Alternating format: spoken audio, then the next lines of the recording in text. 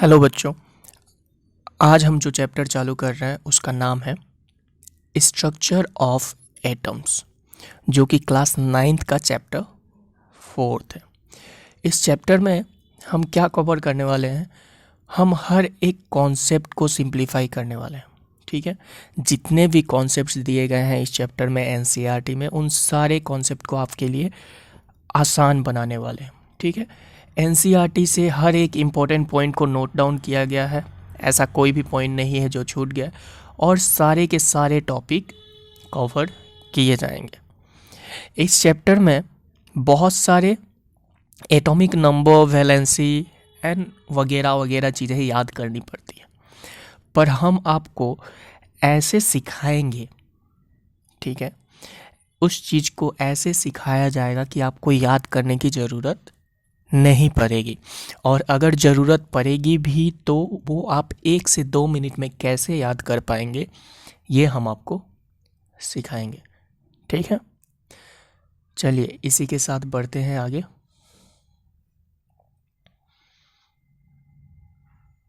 तो इंट्रोडक्शन जो है चैप्टर का, उसमें ये कहा जा रहा है कि पिछले चैप्टर में हमने पढ़ा था कि जॉन डेल्टन जो है, जॉन डेल्टन, उन्होंने कहा था कि एटम जो है, जो हमारा एटम है, वो इंडिविजुअल एंटिटी है और इनडिस्ट्रक्टिबल है। यानी कि दुनिया में जितनी भी चीज़ें हैं वो किसी ना किसी मैटर से बनी है कि नहीं। आप जो पेन यूज़ कर रहे हो, आप जो मोबाइल यूज़ कर रहे हो, कोई भी चीज़ दुनिया में हो वो किसी ना किसी चीज़ से बनी हुई है। उस चीज़ का जो सबसे छोटा यूनिट होता है, जैसे मानिए कि ये आपका फ़ोन है, इस फ़ोन को अगर हम तोड़ते जाएंगे तोड़ते जाएंगे तोड़ते जाएंगे, और इसका जो सबसे छोटा यूनिट होगा जिसे हम और नहीं तोड़ सकते, उसे डेल्टन ने नाम दिया एटम का। ठीक है, यानी कि smallest unit of any matter, smallest structural unit of any matter is called atom. Atom क्या है? एटम हर एक चीज़ का सबसे छोटा यूनिट है जिसे हम और नहीं तोड़ सकते। समझ गए आप एटम क्या है? ये चैप्टर एटम से डील नहीं कर रहा है, एटम के बारे में हम डिटेल में पढ़ेंगे चैप्टर 3 में। ठीक है, यहाँ बस आप इतना समझिए कि एटम जितने भी दुनिया में मैटर है सबका सबसे स्मॉलेस्ट यूनिट है। हर एक चीज़ दुनिया में किसी ना किसी से बना है। उस चीज़ को जब तोड़ोगे, जब छोटे यूनिट पे जाओगे, तो सबसे जो छोटा यूनिट होगा वो होगा एटम। ठीक है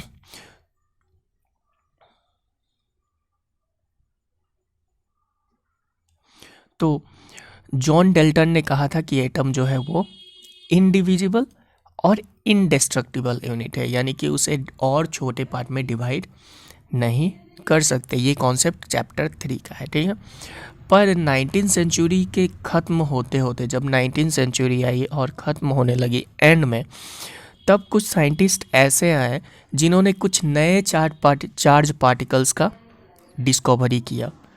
नए पार्टिकल्स का उन्होंने ये बताया कि जो एटम है उसके अंदर और भी कुछ नए पार्टिकल्स होते हैं। ठीक है, एटम सबसे छोटा यूनिट तो है, पर उसके अंदर एटम बना क्या चीज़ से है, और भी कुछ छोटे पार्टिकल्स हैं। जैसे कि कुछ पार्टिकल्स होते हैं इलेक्ट्रॉन्स, कुछ पार्टिकल्स होते हैं प्रोटॉन्स, और कुछ होते हैं न्यूट्रॉन्स। तो जिसने इलेक्ट्रॉन को फाइंड किया उसने बोला कि इसमें कुछ नेगेटिव चार्ज पार्टिकल्स होते हैं, जिन पे चार्ज जो होता है वो नेगेटिव होता है। ठीक है, दूसरे वाले ने कहा कि प्रोटॉन्स भी होते हैं इसमें, और उन प्रोटॉन में जो चार्ज होता है वो पॉजिटिव का होता है। फिर एक और साइंटिस्ट आया, उन्होंने न्यूट्रॉन का डिस्कवर किया, और उन्होंने बोला कि इसके अंदर न्यूट्रॉन भी होते हैं जिन पे कोई चार्ज नहीं होता। ठीक है यानी कि ये साइंटिस्ट एक्चुअली क्या बताने की कोशिश कर रहे हैं, ये बता रहे हैं कि अगर एक एटम है तो इसके अंदर क्या क्या चीज़ें पाई जाएंगी। पहला, इलेक्ट्रॉन पाया जाएगा जो कि नेगेटिव चार्ज होगा, फिर प्रोटॉन भी होगा और न्यूट्रॉन भी होगा। यानी कि एटम के अंदर कुछ सब एटॉमिक पार्टिकल्स होते हैं। सब मतलब उसके अंदर सब एटॉमिक पार्टिकल्स होते हैं जिन्हें हम सब एटॉमिक पार्टिकल्स भी कहते हैं। तो एटम्स के अंदर कुछ और भी पार्टिकल्स पाए जाते हैं जिनसे एटम एक्चुअली बना होता है, उन्हें हम सब एटॉमिक पार्टिकल्स कहते हैं। कौन कौन से होते हैं सब एटॉमिक पार्टिकल्स? इलेक्ट्रॉन जो कि नेगेटिव चार्ज होता है, प्रोटॉन जो कि पॉजिटिव चार्ज होता है, और न्यूट्रॉन जो कि न्यूट्रल होता है। ठीक है, ओके।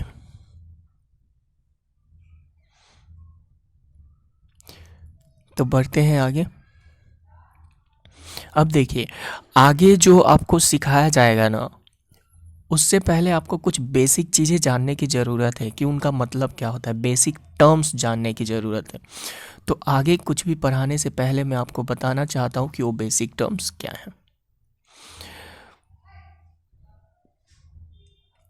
तो ये जो है, ये एक सेटअप है इलेक्ट्रोलाइसिस प्रोसेस का, जिसमें हम यहाँ पे एक लिक्विड मीडियम रखते हैं और उसमें यहाँ से बैटरी के थ्रू करंट पास करते हैं। ठीक है, तो जब ऐसे सेटअप में हम करंट पास करते हैं ना, तो इसमें जो पॉजिटिव टर्मिनल होता है, ये वाला टर्मिनल, ये जो रॉड लगाया है हमने यहाँ पे, ठीक है, जो प्लस साइड से जुड़ा हुआ है। अगर एक बैटरी है, ये आपके पास बैटरी है यहाँ पे छोटा, तो इस साइड को, सॉरी, इसको प्लस बोला जाता है और इसको माइनस बोला जाता है। पर जब बैटरी का सिंबल हम लिखते हैं, ये है बैटरी का सिंबल, तो ये जो बड़ा साइड होता है इसको प्लस माना जाता है और ये जो छोटा साइज होता है इसको नेगेटिव चार्ज माना जाता है। तो जो प्लस साइड से जुड़ा हुआ ये इलेक्ट्रोड हो उसे हम एनोड कहते हैं, और जो नेगेटिव साइड से जुड़ा हुआ इलेक्ट्रोड हो उसे हम कैथोड कहते हैं। ठीक है, आपको ध्यान रखना है, जो प्लस साइड से जुड़ा हो उसे एनोड कहते हैं और जो नेगेटिव साइड से जुड़ा हो उसे कैथोड कहते हैं। ठीक है, समझ में आ गया? चलिए बढ़ते हैं आगे।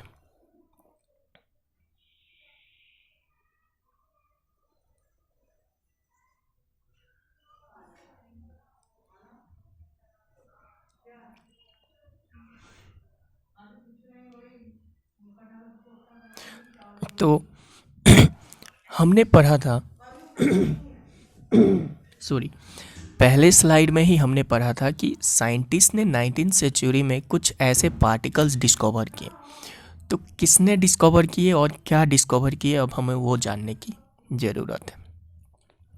तो डिस्कवरी ऑफ इलेक्ट्रॉन, यानी कि जो एटम के अंदर, मैंने बताया था कि एटम के अंदर 3 चीज़ें होती हैं, इलेक्ट्रॉन, प्रोटॉन और न्यूट्रॉन। तो इलेक्ट्रॉन को डिस्कवर किसने किया? इलेक्ट्रॉन को डिस्कवर किया जे थॉमसन ने। इलेक्ट्रॉन को डिस्कवर किसने किया? जे थॉमसन ने। किसके मदद से? कैथोड रे की मदद से। अब आपको समझ में नहीं आ रहा होगा कैथोड रे क्या होता है कि नहीं? इसलिए मैंने आपको पिछले वाली स्लाइड में कैथोड का मतलब बताया। अब मैं आपको बताऊंगा कैथोड रे क्या होता है।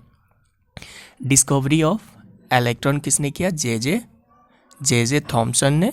किसके मदद से? कैथोड रे के मदद से, है कि नहीं? आइए मैं दिखाता हूँ आपको कि कैथोड रे क्या होता है। अब देखिए, जे थॉमसन ने क्या किया? जे थॉमसन ने ऐसा एक सेटअप बनाया। ठीक है, ये सेटअप क्योंकि आपके क्लास का पार्ट नहीं है, आपको याद करने की ज़रूरत नहीं है, पर कैथोड रे क्या होता है उसको समझाने के लिए मैंने ये एक्सपेरिमेंट यहाँ पे लिया है। तो यहाँ पे एक हाई वोल्टेज सोर्स से, यानी कि यहाँ पे हाई वोल्टेज बैटरी को कनेक्ट किया, या कुछ भी बैटरी हो सकता है, जनरेटर हो सकता है, कुछ भी उन्होंने कनेक्ट किया। और इस सेटअप में इन्होंने यहाँ पे देखिए, जो नेगेटिव टर्मिनल से लगा हो, इधर नेगेटिव आ रहा हो तो उसे हम कैथोड कहते हैं, और पॉजिटिव आ रहा हो तो उसे हम एनोड कहते हैं, है कि नहीं? ये मैंने पहले ही बता दिया था। अब जब इन्होंने इस सेटअप में किया ना, तो इन्होंने पाया कि यहाँ से कुछ रे निकल रहे हैं। ऐसे देखिए, ऐसे कुछ रे निकल रहे हैं, और ये जो रे निकल रहे हैं इनके अंदर जो पार्टिकल्स है ना, रे मतलब क्या होता है? रे मतलब ऐसी सूरज की किरणें जैसी लाइन, है कि नहीं? तो इन रे से, इन लाइन से जो पार्टिकल से ये लाइन बन रहे थे, उस पार्टिकल्स पे जो चार्ज था ना वो नेगेटिव था। क्या था? क्योंकि ये कैथोड से देखिए नेगेटिव साइड से निकल रहा है, तो नेगेटिव साइड से निकल रहा है तो इसके जो लाइन निकलेंगे इस पे नेगेटिव चार्ज होगा। और उस पार्टिकल पे भी, जो पार्टिकल से ये लाइन बन रहा है वो पार्टिकल भी नेगेटिव चार्ज है, क्योंकि ये लाइन नेगेटिव साइड से निकल रही है। तो उन्होंने इस नेगेटिव पार्टिकल का नाम दे दिया क्या? इलेक्ट्रॉन। समझ में आया कैसे डिस्कवर किया इन्होंने इलेक्ट्रॉन को? समझ में आ गया ना? ओके।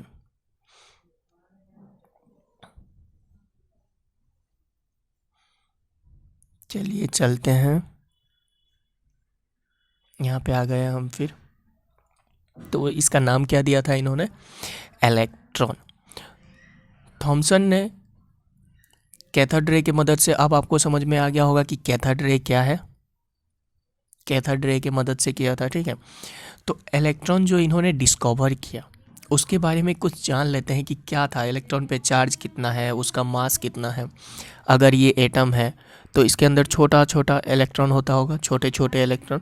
तो इस इलेक्ट्रॉन में चार्जेस कितने होते हैं, उनका मास कितना होता है, ये सब जान लेते हैं। तो इलेक्ट्रॉन का जो चार्ज होता है ना वो होता है -1.6 इंटू 10⁻⁻19 कॉलम। कॉलम आपको पता है कि चार्ज का यूनिट होता है, ठीक है। तो कितना चार्ज होता है?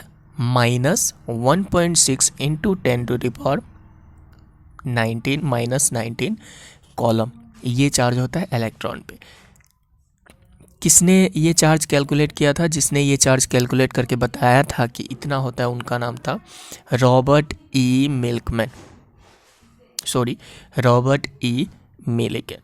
और इलेक्ट्रॉन का जो मास होता है वो होता है 9.1 इंटू 10⁻⁻31 kg। मास कितना होता है? 9.1 इंटू 10⁻⁻31 kg, ठीक है। तो इलेक्ट्रॉन देखिए कितना हल्का होता है। -31 का मतलब क्या है कि 9.1 अगर लिखेंगे आप इसके अंदर 10 और इस पे 31 जीरो डाल के जब डिवाइड करेंगे तब ये वैल्यू आई है। सोचिए कि ये वैल्यू कितनी छोटी है कि नहीं। जो चार्ज है वो वाली वैल्यू, जो वैल्यू है ये 1.6 डिवाइडेड बाई 10 पे अगर 19 जीरो डालेंगे और डिवाइड करेंगे तब जाके ये वैल्यू आती है। यानी कि ये वैल्यूज जो हैं वो बहुत छोटे वैल्यूज है, ठीक है।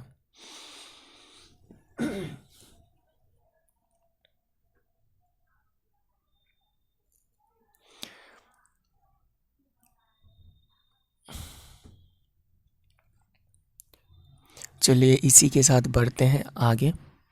ये तो मैंने आपको समझा ही दिया था। तो डिस्कवरी ऑफ इलेक्ट्रॉन तो हमने देख लिया कि जे थॉमसन ने किया, और किसके मदद से किया? कैथोड रे की मदद से। यानी कि नेगेटिव जो साइड होती है उससे जो रे निकलती है उसके मदद से। तो एनोड रे भी बहुत आसान हो गया। एनोड रे कहाँ से निकलेगा? एनोड रे निकलेगा जो पॉजिटिव साइड होती है ना वहाँ से। तो प्रोटॉन किसने डिस्कवर किया? प्रोटॉन डिस्कवर जो किया है उनका नाम है ई गोल्डस्टीन। किसने किया है? ई गोल्डस्टीन। किसके मदद से किया है इन्होंने? एनोड रे के मदद से किया है। एनोड रे को हम कैनल रे भी बोलते हैं, ठीक है। तो ई गोल्डस्टीन ने प्रोटॉन डिस्कवर किया किसके मदद से? एनोड रे के मदद से। मैं आपको दिखा दूं कैसे किया। तो पिछला जो डायग्राम देखा था ये भले ही कॉम्प्लेक्स डायग्राम है, पिछले डायग्राम की तरह ही इमेजिन कीजिए कि यहाँ पे एक हाई वोल्टेज सोर्स लगा है, ये प्लस साइड है और ये नेगेटिव साइड है। तो थॉमसन के टाइम पे क्या हुआ था? थॉमसन के सेटअप में रे जो था इधर से निकल रहा था, इसलिए उसका नाम पड़ा कैथोड रे। पर गोल्डस्टीन के टाइम, गोल्डस्टीन ने जो सेटअप किया था उसमें रे इस तरफ से निकल रहे थे, पॉजिटिव साइड से, और पॉजिटिव साइड को हम क्या बोलते हैं? एनोड। इसलिए इसको इन्होंने नाम दिया एनोड रे या फिर कैनल रे। और पॉजिटिव साइड से निकल रहा है तो इस लाइंस पे जो चार्ज होंगी वो लाइन चार्ज क्या होंगी? पॉजिटिव होंगी। तो इन चार्ज को उन्होंने नाम दिया प्रोटॉन का। समझ में आया आपको? ये डायग्राम आपको याद करने की ज़रूरत नहीं है, ये आपके बुक में नहीं है।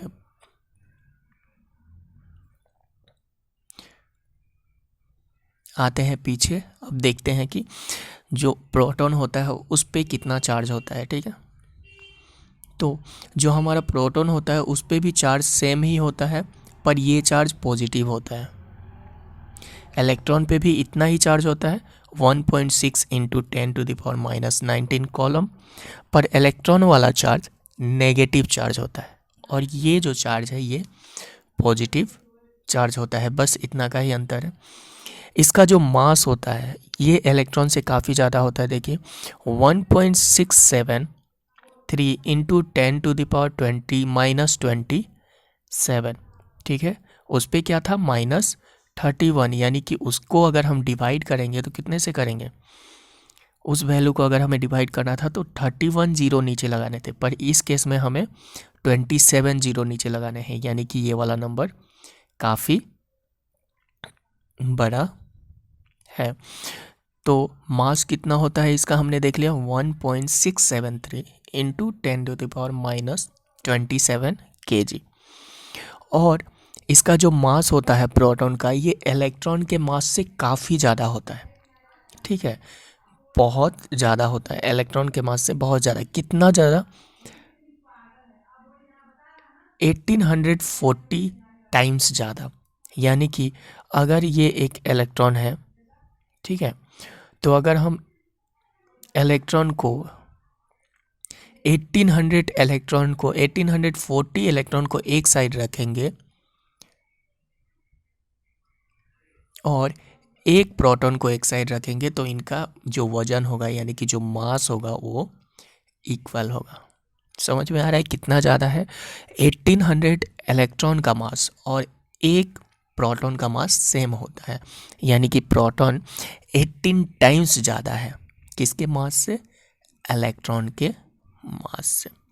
तो हमने ये भी देख लिया कि प्रोटॉन का डिस्कवरी किसने किया और कैसे किया। किसने किया, ई गोल्डस्टीन ने किया। किसके मदद से, एनोड रे के मदद से।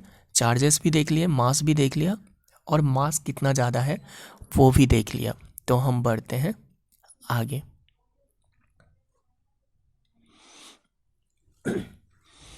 आगे हम देखते हैं डिस्कवरी ऑफ न्यूट्रॉन। तो हमने डिस्कवरी ऑफ इलेक्ट्रॉन देख लिया, डिस्कवरी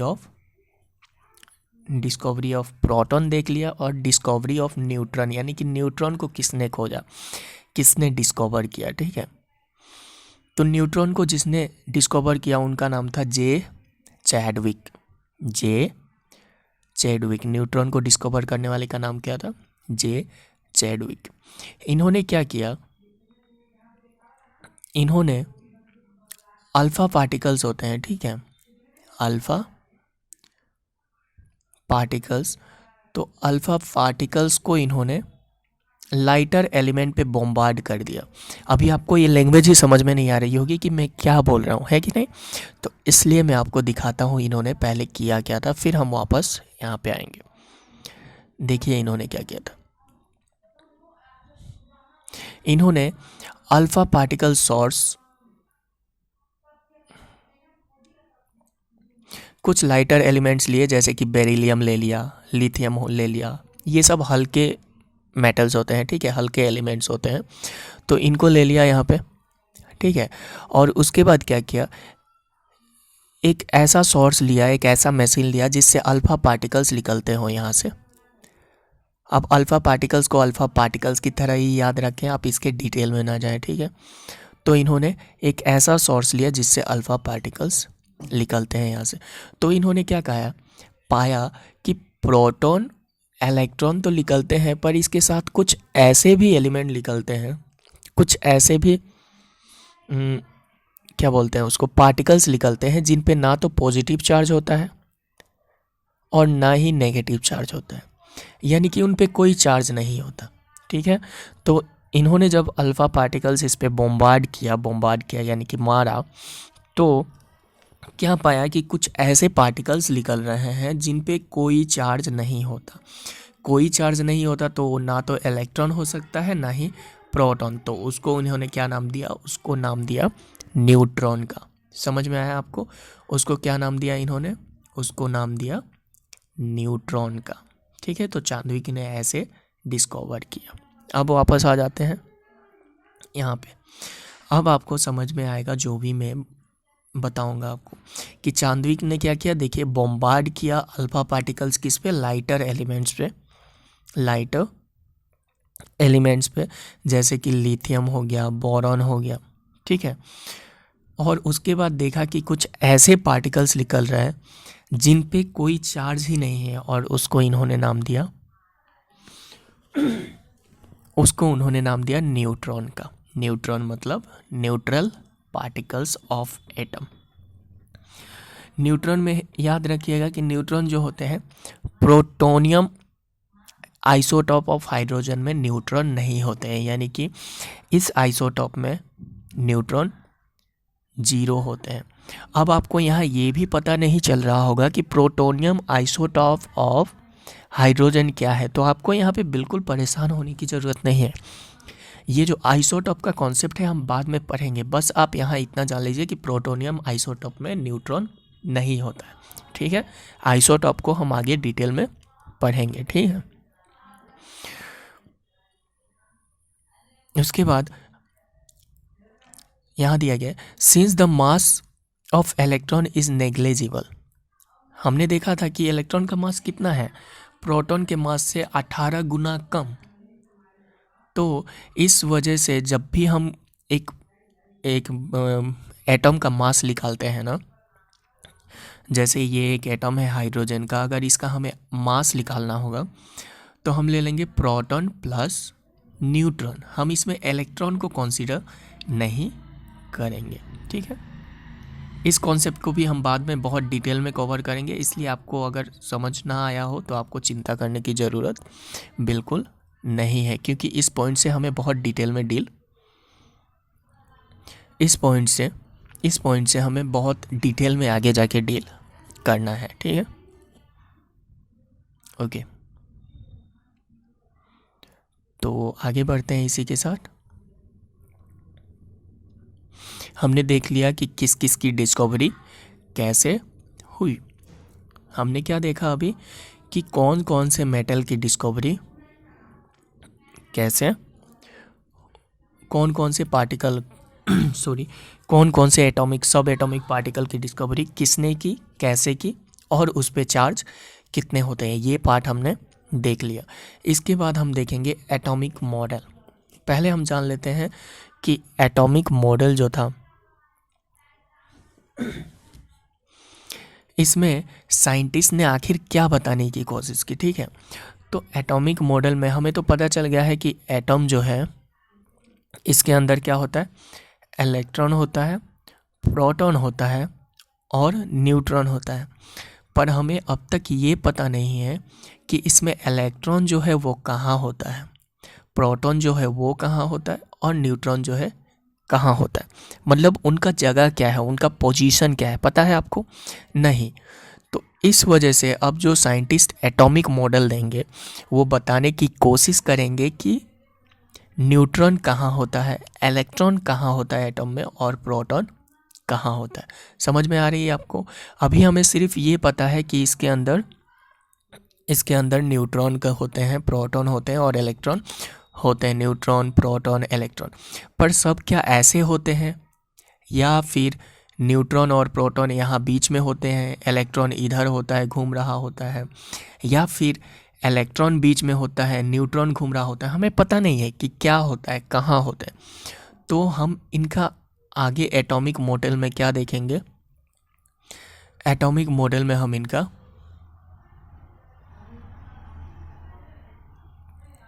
एटॉमिक मॉडल में हम क्या देखेंगे, एटॉमिक मॉडल में हम इनका स्ट्रक्चर देखेंगे कि स्ट्रक्चर कैसे थे, ठीक है। प्रोटॉन कहाँ थे, न्यूट्रॉन कहाँ थे, और इलेक्ट्रॉन कहाँ थे, ठीक है, या फिर होते हैं। तो 3 टाइप का एटॉमिक मॉडल दिया था साइंटिस्टों ने। पहले ने थॉमसन ने दिया था, ठीक है। थॉमसन को हम पहले भी पढ़ चुके हैं। पहला जो मॉडल था वो किसने दिया था, थॉमसन ने। दूसरा मॉडल रुदरफोर्ड ने। तीसरा मॉडल बोर ने। पर ये तीनों मॉडल से हमें डील करना है, ठीक है, हमें इन तीनों मॉडल को पढ़ना है। पर आजकल जो सबसे ज़्यादा एक्सेप्टेबल मॉडल है ना, उसका नाम है क्वांटम मैकेनिकल मॉडल, जो कि हम 11th या फिर 12th में पढ़ेंगे। इसके बारे में आपको जानने की ज़रूरत नहीं, बस ये याद रखिएगा कि ये सबसे एक्सेप्टेबल मॉडल है। हम इस क्लास में बस इससे डील करेंगे, थॉमसन मॉडल, रुदरफोर्ड मॉडल और बोर मॉडल से, ठीक है। ठीक है, तो आगे बढ़ते हैं।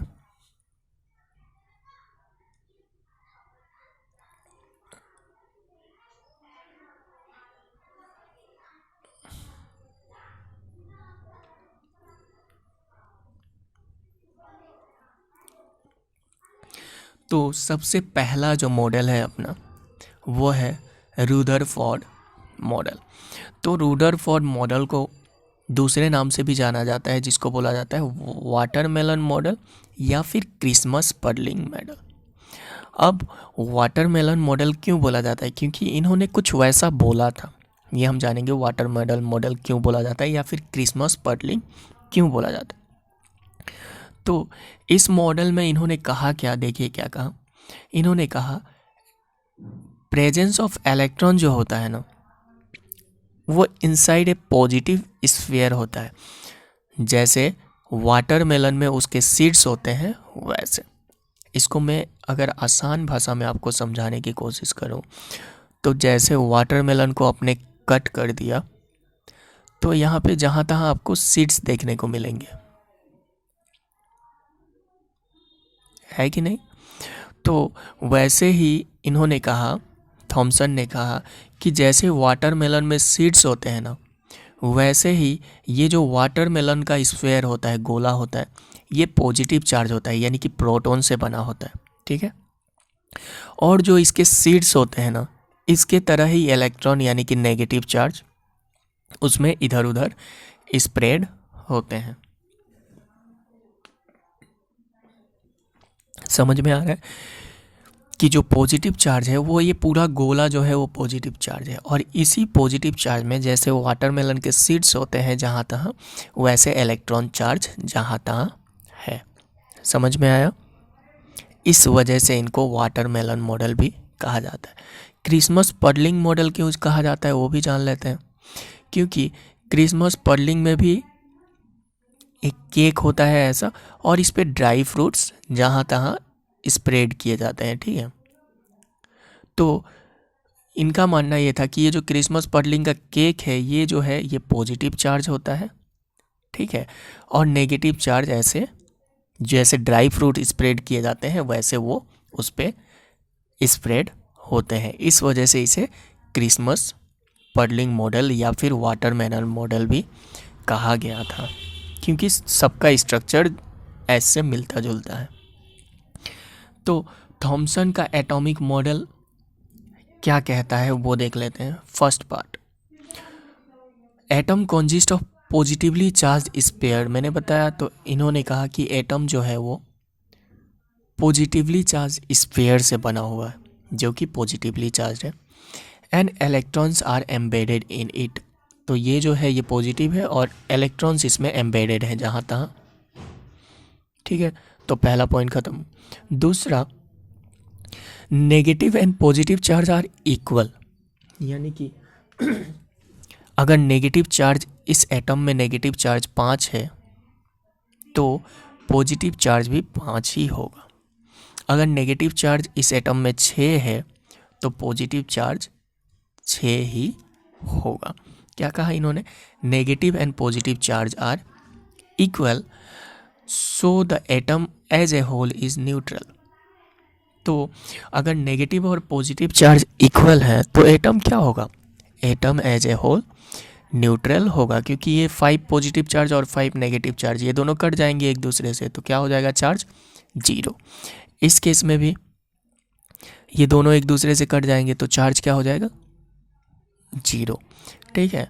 और मानिए किसी में 10 पॉजिटिव चार्ज है और 10 नेगेटिव चार्ज है किसी एक एटम में, तो 10-10 तो कट जाएंगे, क्योंकि एक पॉजिटिव है और एक नेगेटिव है, तो इसका भी चार्ज 0। तो इसलिए इन्होंने कहा कि नेगेटिव चार्ज और पॉजिटिव चार्ज जो होते हैं वो इक्वल होते हैं, और इक्वल होने के कारण जो एटम होता है एज ए होल, उस पर जो चार्ज होता है वो क्या होता है, जीरो होता है, यानी कि न्यूट्रल होता है। तो थॉमसन का मॉडल कर लिया हमने, ख़त्म। ठीक है, थॉमसन के मॉडल में दो चीज़ें आपको याद रखनी है कि थॉमसन का मॉडल क्या है। एक पॉजिटिव चार्ज स्फीयर होता है और उसमें नेगेटिव चार्ज एम्बेडेड होती हैं, और इसमें नेगेटिव और पॉजिटिव चार्ज दोनों ही इक्वल होते हैं एक दूसरे के, इसलिए जो एटम होता है एज ए होल वो न्यूट्रल होता है।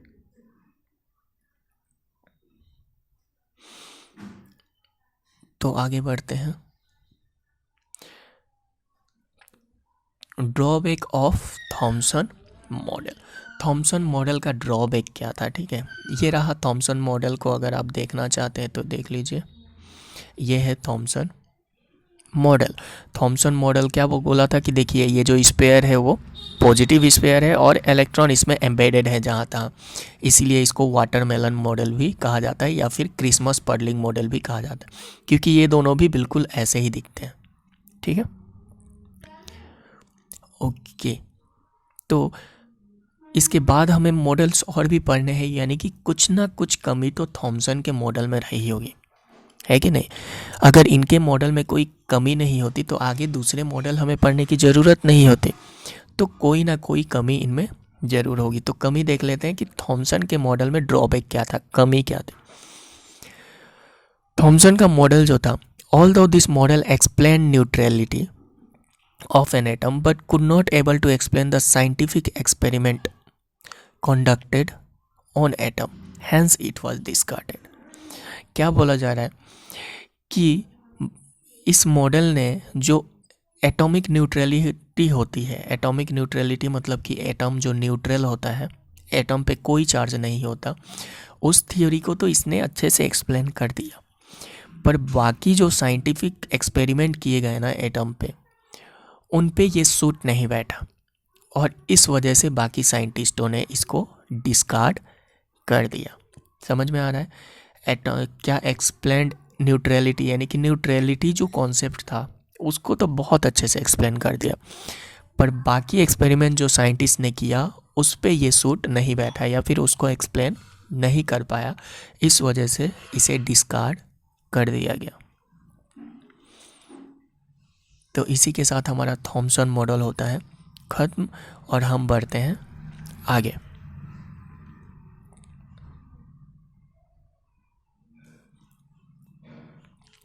आगे जो हम पढ़ेंगे वो है रुदरफोर्ड मॉडल, है कि नहीं।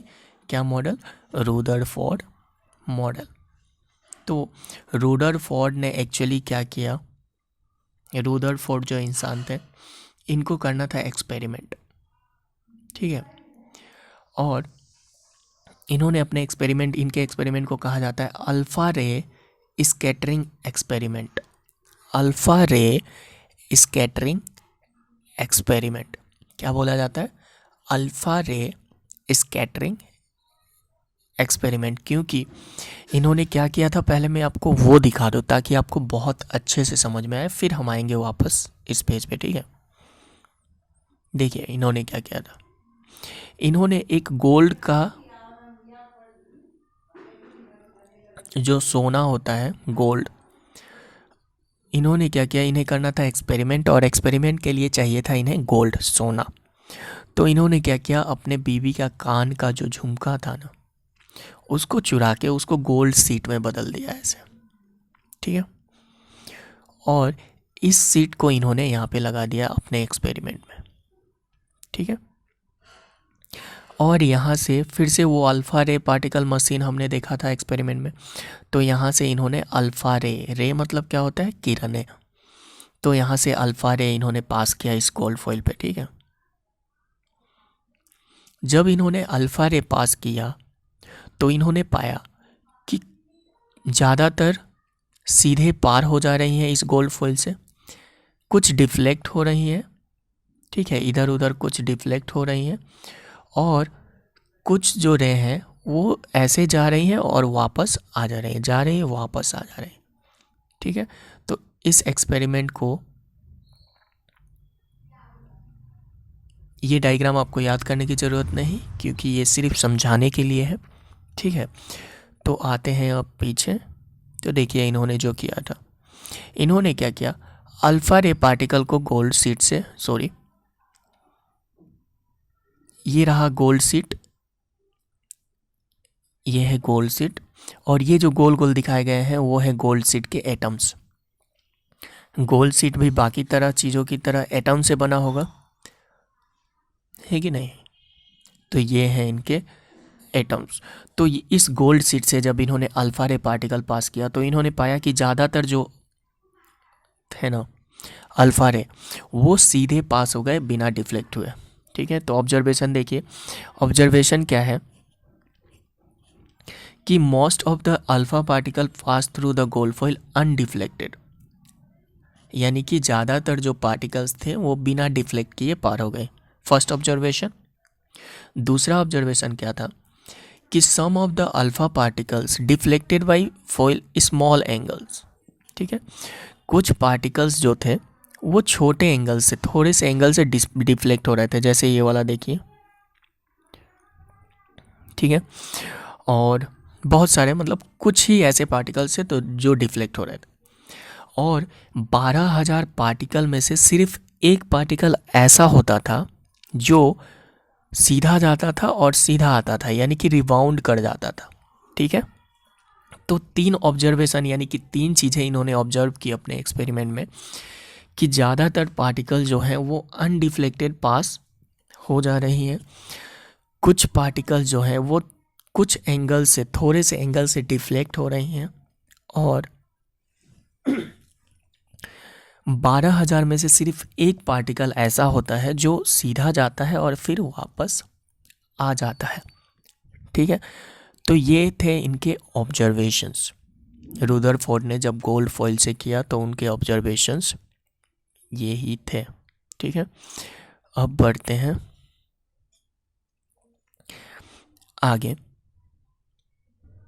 ये तो मैंने आपको समझा दिया। तो जब ऑब्जर्वेशंस, यानी कि उन्होंने देखा कि क्या है, अभी रुदरफोर्ड का मेन टारगेट क्या है, मेन टारगेट है ये बताना कि इलेक्ट्रॉन कहाँ होते हैं, प्रोटॉन कहाँ होते हैं और न्यूट्रॉन कहाँ होते हैं, वो तो अभी इन्होंने बताया नहीं। तो वो जो ऑब्जर्वेशन थे उसके बेसिस पे ये हमें कंक्लूशंस देंगे कि इसका मतलब क्या है, ठीक है। तो उन ऑब्जर्वेशंस के बेसिस पे इन्होंने फिर से 3 कंक्लूजन्स दिए हैं, ठीक है। पहला कंक्लूजन है कि मोस्ट ऑफ द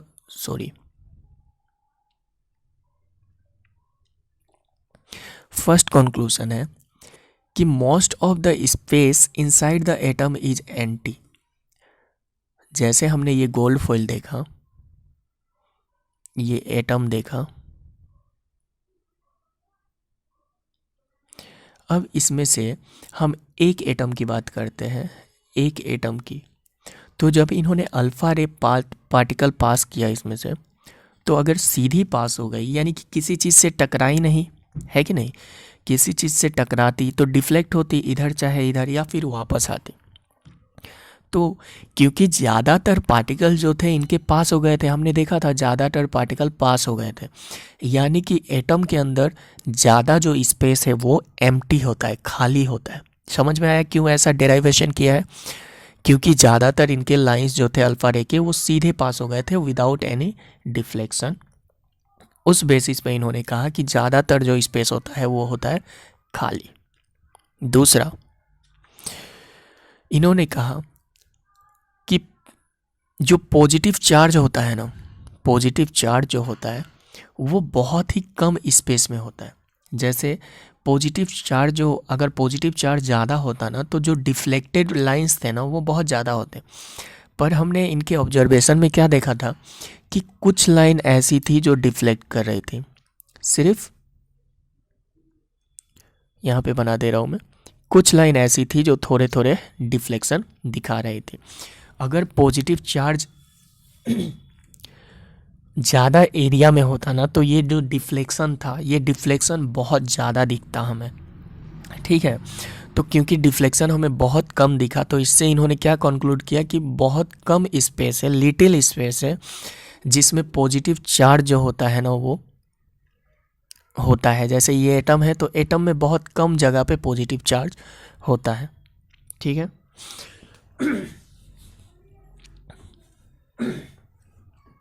और आखिरी कंक्लूजन क्या दिया इन्होंने कि ये जो पॉजिटिव चार्ज होता है ना, पॉजिटिव चार्ज वो एटम में कॉन्सेंट्रेटेड होता है स्मॉल वॉल्यूम में, यानी कि एक तो वेरी लिटिल स्पेस ऑक्यूपाई करता है, पर ये जो स्पेस है ये ऑक्यूपाई जो करता है वो अलग अलग नहीं करता है।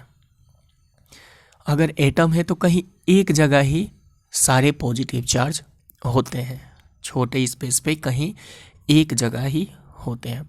बहुत कम स्पेस तो लेते हैं, पर वो स्पेस भी जो लेते हैं वो अलग अलग जगह पे नहीं लेते, एक ही जगह कॉन्सेंट्रेटेड होते हैं, ठीक है, एक ही जगह कॉन्सेंट्रेटेड होते हैं। तो इससे हमें पता चल गया, अगर मैं आपको रिवाइज कराने की कोशिश करूँ तो पहला चीज़ कि ज़्यादातर जगह जो होती है एटम में वो खाली होती है। दूसरा, पॉजिटिव चार्ज बहुत कम जगह लेता है, ठीक है, बहुत कम जगह लेता है। तीसरा, बहुत कम जगह तो लेता है पर जितना भी जगह लेता है वो एक ही साथ लेता है, यानी कि एक ही जगह पे कॉन्सेंट्रेटेड होता है, एक ही जगह पे कहीं ऐसे कॉन्सेंट्रेटेड होता है पॉजिटिव चार्ज जो होता है वो, ठीक है। अब कंक्लूजन्स के बेसिस पे अब तक देखिए रुदरफोर्ड ने अपना क्या बोलते हैं उसको, ऑब्जर्वेशन बताया, कंक्लूजन बताया, पर अभी तक ये नहीं बताया कि एटम में इलेक्ट्रॉन कहाँ होता है, प्रोटॉन कहाँ होता है और न्यूट्रॉन कहाँ होता है, ठीक है। तो अब हम देखेंगे इनका थ्योरी क्या है, एक्चुअली ये कहना क्या चाहते हैं इन सब से, ठीक है। चलिए बढ़ते हैं आगे।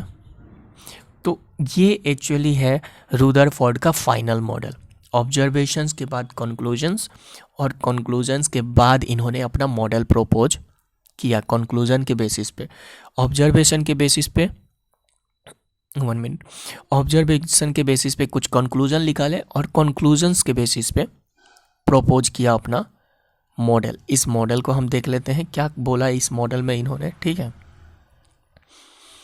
तो इस मॉडल में इन्होंने कहा कि जो there is a positively charge centre, क्या बोला इन्होंने कि अगर ये एटम है तो इसके अंदर एक पॉजिटिवली चार्ज सेंटर होता है, ठीक है। पहला आपको क्लियर हुआ, पॉजिटिवली चार्ज सेंटर, जिसको हम क्या बोलते हैं, न्यूक्लियस बोला जाता है जिसको, ठीक है। पॉजिटिवली चार्ज सेंटर होता है, क्या बोला रुदरफोर्ड ने कि एक पॉजिटिवली चार्ज सेंटर होता है एटम के अंदर, ठीक है, जिसमें पॉजिटिवली चार्ज एटम होता है, ये रहा एटम जिसको हम न्यूक्लियस कहते हैं। एटम के अंदर एक पॉजिटिवली चार्ज सेंटर होता है जिसको हम न्यूक्लियस कहते हैं। और जो भी एटम का मास होता है, यानी कि उसका वजन जो भी होता है, जो भी उसका मास होता है ना, वो कहाँ होता है, वो न्यूक्लियस में ही होता है, ठीक है, न्यूक्लियस में ही होता है। जो भी उसका मास होता है वो न्यूक्लियस में ही होता है। दूसरा इन्होंने क्या कहा कि electron revolves round in well defined orbit. तो ये तो हो गया अपना प्रोटॉन या फिर पॉजिटिवली चार्ज न्यूक्लियस, न्यूक्लियस के बारे में इन्होंने बता दिया, ठीक है। इलेक्ट्रॉन कहाँ होते हैं ये नहीं बताया इन्होंने। तो इलेक्ट्रॉन के बारे में इन्होंने दूसरे लाइन में बताया कि इलेक्ट्रॉन जो होते हैं जैसे जैसे सन के अराउंड अर्थ प्लैनेट्स वगैरह ऑर्बिट करते हैं ना, ऐसे गोल गोल घूमते हैं, वैसे न्यूक्लियस भी अपने डिफाइंड ऑर्बिट में ऐसे गोल गोल रिवॉल्व करते हैं। किसके अराउंड, न्यूक्लियस के अराउंड। इलेक्ट्रॉन भी अपने ऑर्बिट में, इलेक्ट्रॉन जो हैं अपने ऑर्बिट में न्यूक्लियस के अराउंड गोल गोल घूमते हैं, ठीक है। जो न्यूक्लियस, थर्ड पॉइंट इन्होंने क्या बताया कि जो न्यूक्लियस का साइज होता है, ये रहा न्यूक्लियस का साइज, ये एटम है, तो ये हो गया न्यूक्लियस का साइज। न्यूक्लियस का साइज बहुत ही स्मॉल होता है अगर हम एटम के साइज से कंपेयर करें तो। कितना स्मॉल बोला गया है? 10⁻⁻⁵। ठीक है, क्या बोला गया? 10⁻⁻⁵। तो इसका मतलब क्या हुआ? कितना छोटा? इसका मतलब ये हुआ कि अगर एक एटम को आप 1,00,000 टुकड़ों में बांटेंगे, कितने टुकड़ों में?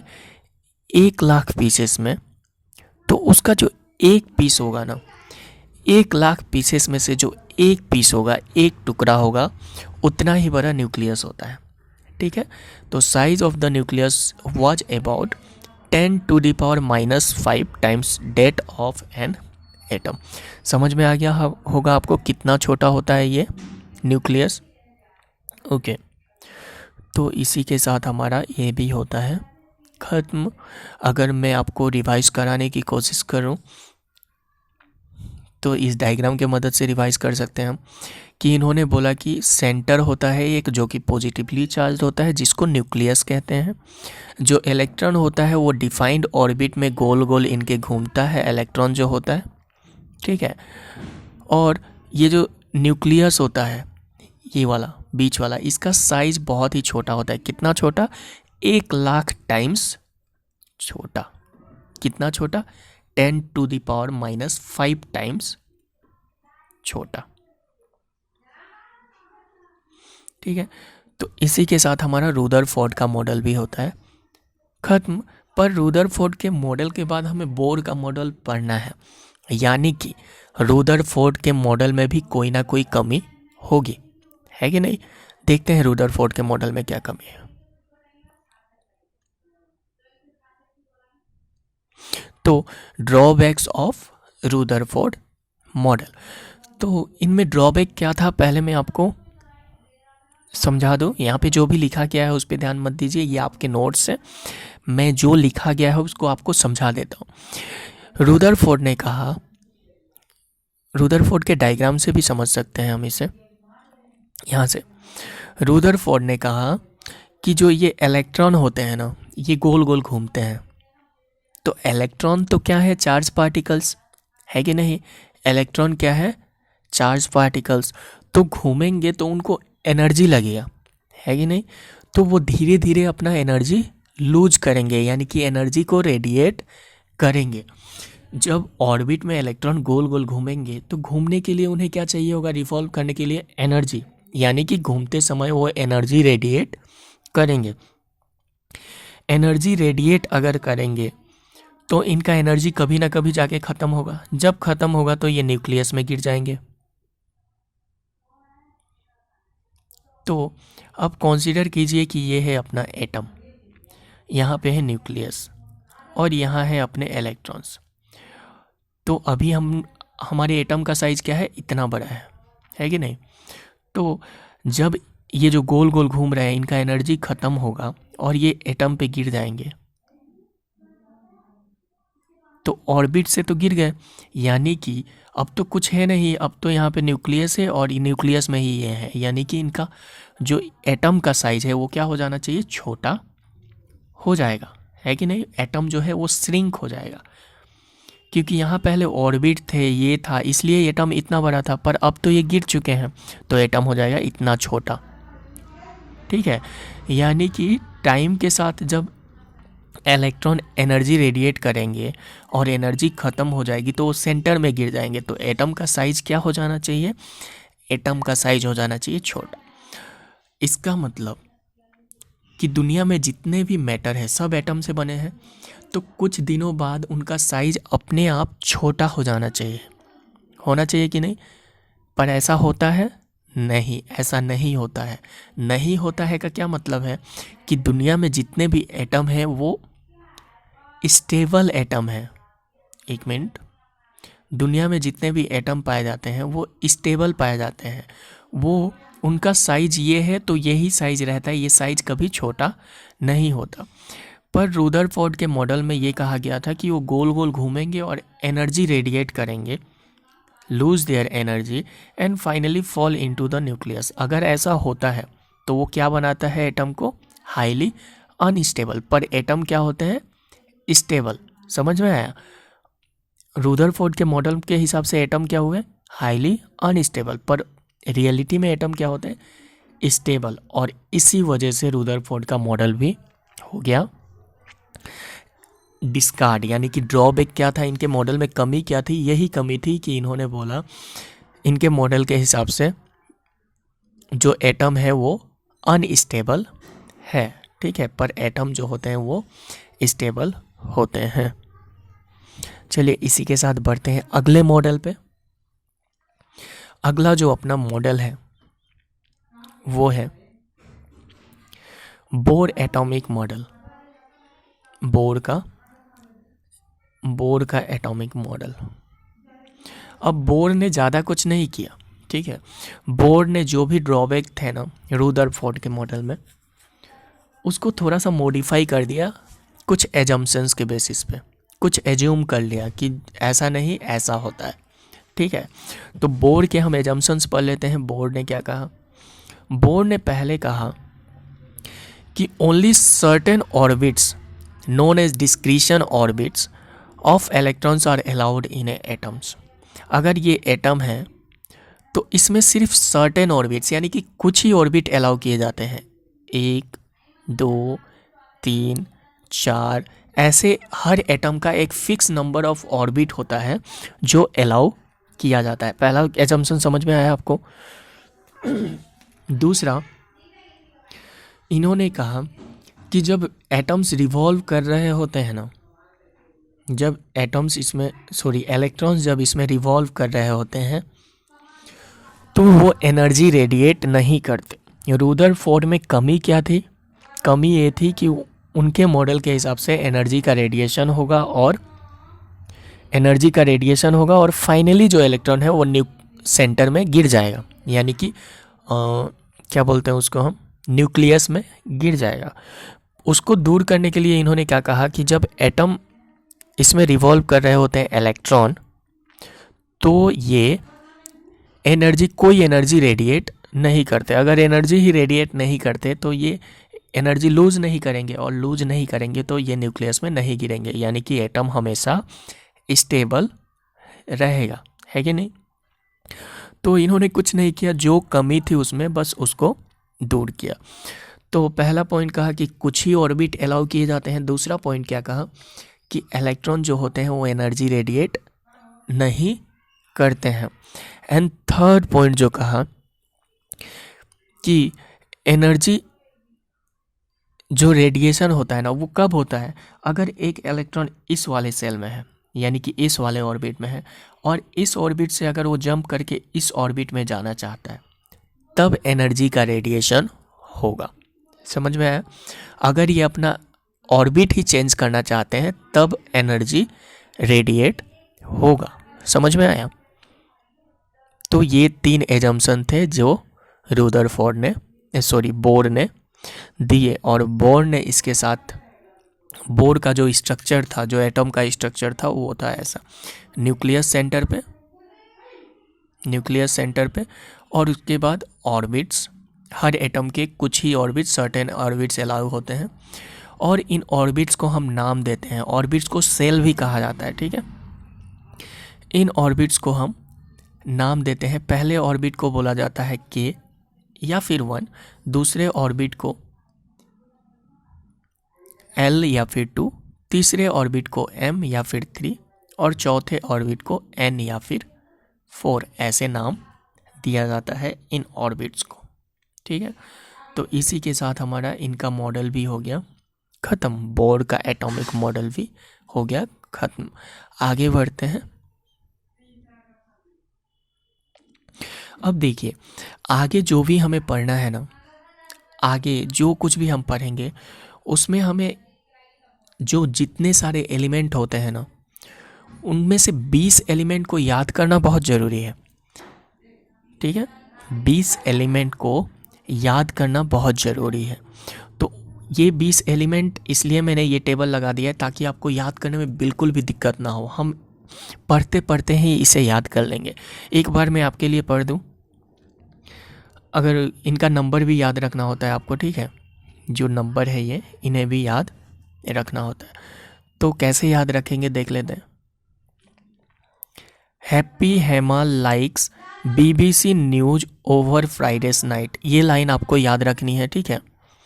इससे हम याद कर लेंगे हैप्पी से हाइड्रोजन, हेमा से हेलियम, लाइक्स से लिथियम, बी से बेरिलियम, फिर बी से बोरॉन, सी से कार्बन, एन से न्यूज, ओ से ऑक्सीजन, एफ से फ्लोरीन और नाइट से नियॉन, ठीक है। उसके बाद इधर ये दूसरा ट्रिक, ना मांगो अलादीन से पेप्सी, सोडा, कोला और कीमती कार। तो Na से हो जाएगा सोडियम, नेट्रियम इसका दूसरा नाम होता है, इसलिए इसका शॉर्ट फॉर्म होता है Na, ठीक है। Na से हो जाएगा सोडियम, Mg से मैग्नीशियम, A से एल्यूमिनियम, Se से सिलिकॉन, पेप्सी फॉस्फोरस, सोडा से हो जाएगा सल्फर, कोको कोला से हो जाएगा क्लोरीन, और से हो जाएगा आर्गन, K से हो जाएगा कीमती और C से हो जाएगा कार। तो पोटासियम, K से पोटासियम होता है, याद रखिएगा, क्योंकि K पोटासियम का दूसरा नाम होता है केलियम, ठीक है। तो इस टेबल को मैंने इसलिए दे दिया, ये आपको अभी रट्टा करने की ज़रूरत नहीं है, ये जब भी मैं इनको यूज करूँगा तो हम इसे पढ़ के ही यूज करेंगे, ताकि आपको टाइम के साथ ये याद हो जाए, ठीक है। समझ में आ रहा है आपको? आगे जो कुछ भी आप पढ़ने वाले हैं उसके लिए ये पढ़ना बहुत ही ज़रूरी है। इनके जो नंबर है ना, नंबर 1, नंबर 2, देखिए इनके जो नंबर है, नंबर 1, 1 मिनट,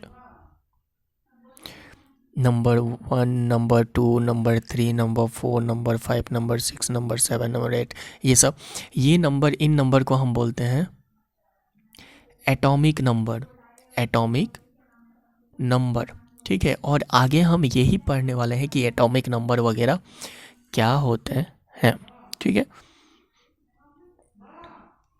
चलिए तो आगे बढ़ते हैं।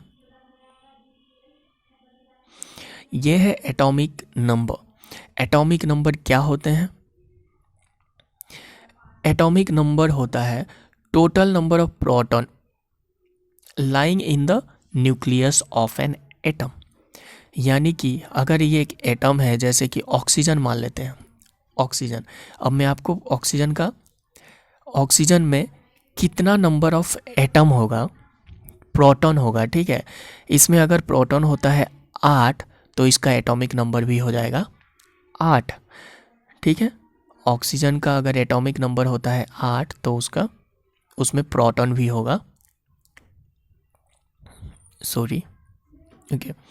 तो एटॉमिक नंबर क्या होता है? एटॉमिक नंबर होता है टोटल नंबर ऑफ प्रोटॉन।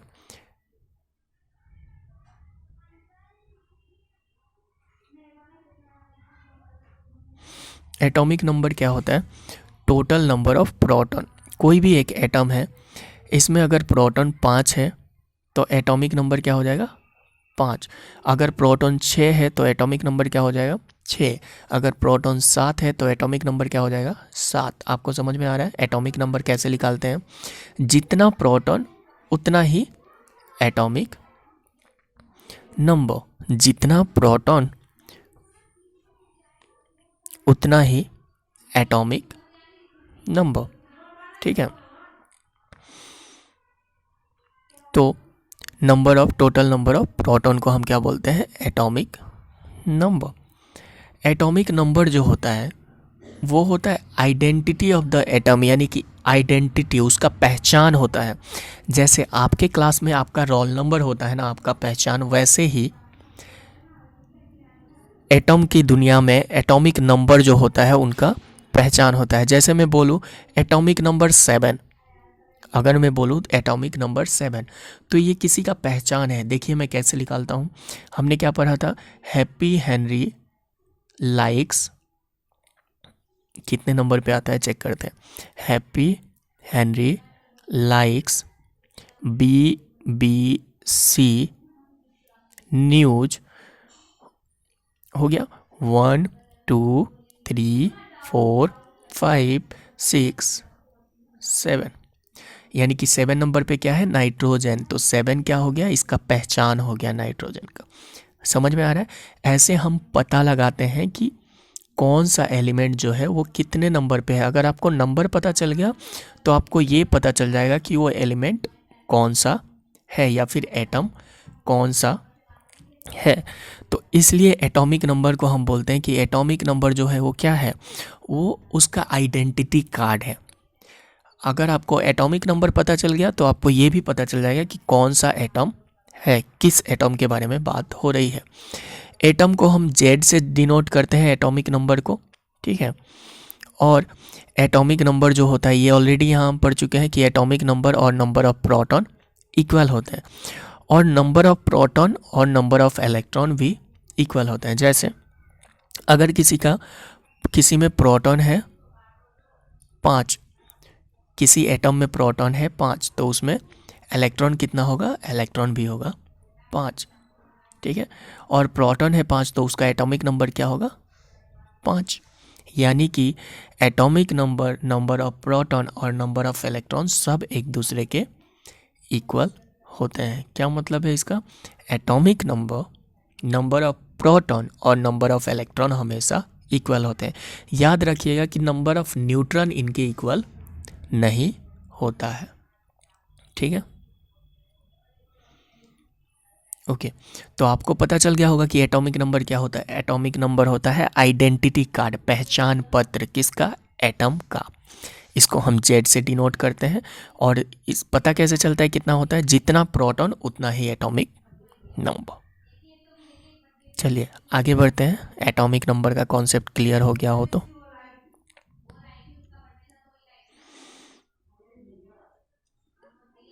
अब मास नंबर या फिर एटॉमिक मास, तो देखते हैं ये क्या होता है, मास नंबर और 1 मिनट, मास नंबर और एटॉमिक मास या फिर एटॉमिक मास क्या होता है। तो ये होता है sum of total number of proton and neutron. यानी कि एटॉमिक मास क्या होता है, प्रोटॉन का नंबर प्लस न्यूट्रॉन का नंबर। एक एटम में जितना प्रोटॉन है और जितना न्यूट्रॉन है उसको आप अगर प्लस कर दोगे तो क्या हो जाएगा, वो एटॉमिक मास हो जाएगा। जैसे ऑक्सीजन की अगर हम बात करें, ऑक्सीजन 8वें नंबर पे आता है, ठीक है। आप काउंट कर लीजिए, happy, Henry, like, beans, BBC news, over किस पे आ रहा है, 8वें नंबर पे, यानी कि ऑक्सीजन आता है 8वें नंबर पे। तो ऑक्सीजन का जो एटॉमिक नंबर होता है वो 8 होगा, है कि नहीं। तो ऑक्सीजन का जो प्रोटॉन होता है वो भी 8 होता है और न्यूट्रॉन होता है वो भी 8 होता है। तो 8 + 8 कितना हो गया, 16। तो ऑक्सीजन का एटॉमिक मास कितना हो गया, 16, ठीक है। अब किसी और का बात करें, अगर हम बात करते हैं कि नाइट्रोजन भी अगर आपको याद नहीं है अभी तो कोई बात नहीं, याद हो जाएगा धीरे धीरे। नाइट्रोजन का नंबर होता है 7, ठीक है। तो नाइट्रोजन में कितने प्रोटॉन होते हैं, प्रोटॉन होते हैं 7 और न्यूट्रॉन भी होते हैं 7। तो प्रोटॉन प्लस न्यूट्रॉन 7 + 7 होता है 14। तो इसका मास कितना हो जाएगा, 14। ऐसे ही हम किसी का भी मास निकाल सकते हैं, ठीक है। अगर हमें क्या पता हो, अगर हमें उसका प्रोटॉन पता हो और न्यूट्रॉन पता हो, नंबर ऑफ प्रोटॉन और नंबर ऑफ न्यूट्रॉन पता हो, तो हम किसी का भी मास निकाल सकते हैं। कैसे, दोनों को जोड़ देंगे। मास क्या होता है, दोनों का जोड़, किसका, number of proton plus number of neutron का। इसे हम ए से डिनोट करते हैं, जैसे हम एटॉमिक नंबर को जेड से डिनोट करते हैं, इसे हम एस से डिनोट करते हैं। ये है इसका formula, mass number is equal to number of proton plus number of neutron. जब हम किसी भी एक एटम को रिप्रेजेंट कर रहे होते हैं, ठीक है, उस पर हमें दोनों लिखना है, एटॉमिक नंबर भी लिखना है और एटॉमिक मास भी लिखना है। तो हम कैसे लिखते हैं, तो हम लिखते हैं ऐसे, एटॉमिक नंबर जो होता है उसको हम लिखते हैं नीचे की ओर, और एटॉमिक मास जो होता है उसको हम लिखते हैं ऊपर की ओर। इसको ऐसे भी लिख सकते हैं, यहाँ लिख सकते हैं और यहाँ लिख सकते हैं, पर ध्यान ये रहना है कि एटॉमिक नंबर जो होता है वो हमेशा नीचे की तरफ लिखा जाता है और एटॉमिक मास जो होता है वो हमेशा ऊपर की तरफ। इसे मैं एक एग्जांपल से समझाऊं। ऑक्सीजन का एग्जांपल लेते हैं। ऑक्सीजन का एटॉमिक नंबर होता है 8। तो एटॉमिक नंबर हमें पता है, नीचे लिखते हैं तो यहाँ पे लिखेंगे। और ऑक्सीजन का मास होता है 16, तो मास यहाँ पे लिखते हैं, तो ये 16 और ये 8। समझ में आ रहा है आपको? वैसे ही अगर हम किसी और चीज़ का लिखना चाहें, जैसे कि ओके, बोरॉन का लिखते हैं, तो बोरॉन का नंबर चेक कर लेते हैं। Happy Henry likes B second B होता है बोरॉन, तो 5 होता है इसका नंबर, है कि नहीं? तो 5 होता है बोरॉन का नंबर, तो 5 इसका हम यहाँ पे लिख देंगे, ठीक है। और इसका मास होता होगा 10 या फिर 10 के आसपास कुछ, तो यहाँ पे इसका मास लिख देंगे, ठीक है। समझ में आ गया आपको कैसे रिप्रेजेंट किया जाता है? ओके।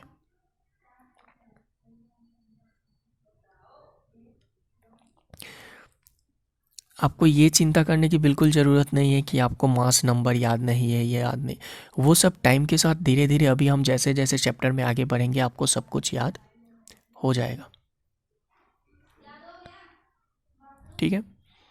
आगे बढ़े तो एटॉमिक नंबर हमने पढ़ लिया था, एटॉमिक मास भी पढ़ लिया। आगे बढ़ते हैं।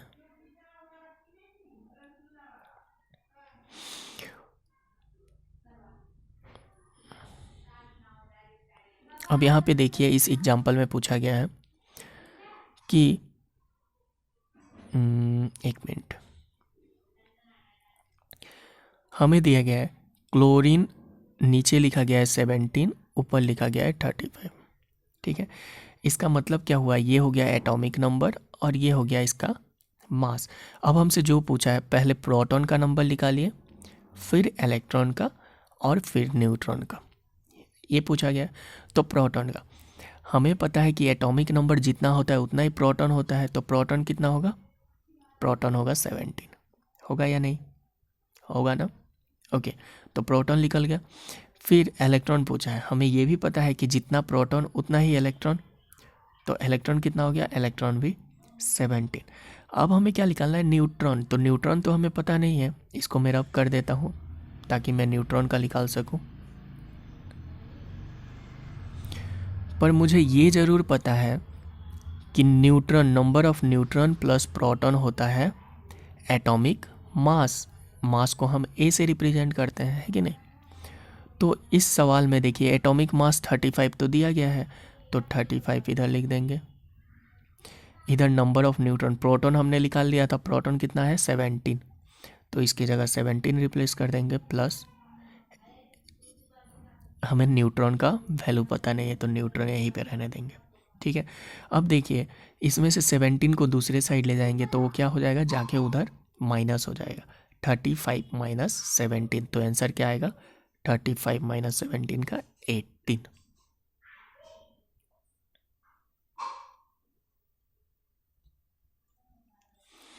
यहाँ भी अगर आपको मैं समझाने की कोशिश करूँ तो नंबर ऑफ इलेक्ट्रॉन और नंबर ऑफ प्रोटॉन दिया गया है इक्वल टू नंबर ऑफ, क्या होता है? नंबर ऑफ इलेक्ट्रॉन और नंबर ऑफ प्रोटॉन क्या होते हैं? नंबर इलेक्ट्रॉनिक एटॉमिक नंबर के बराबर। तो एटॉमिक नंबर कितना दिया गया? 17, तो इसलिए यहाँ पे क्या आ गया? 17, ठीक है। मास नंबर दिया गया है 35, है कि नहीं? तो मास नंबर अगर दिया गया है 35, तो इसमें मैं और एक चीज़, एक लाइन अगर ऐड कर दूँ, neutron plus proton is equal to 35। Mass number का तो फॉर्मूला यही होता है। अब देखिए, इस लाइन में क्या किया गया? न्यूट्रॉन को अकेला इधर रखा गया है और प्रोटॉन को दूसरे साइड भेज दिया गया। तो प्रोटॉन कितना था? 17, दूसरे साइड जाके माइनस हो जाएगा। तो ऐसे ही आप बहुत सी चीज़ें निकाल सकते हैं, ठीक है। जितने फॉर्मूला सिखाए गए हैं आपको, उसी बेसिस पे आप बहुत सारी चीज़ें निकाल सकते हैं, ठीक है, जो भी आपसे पूछा जाए।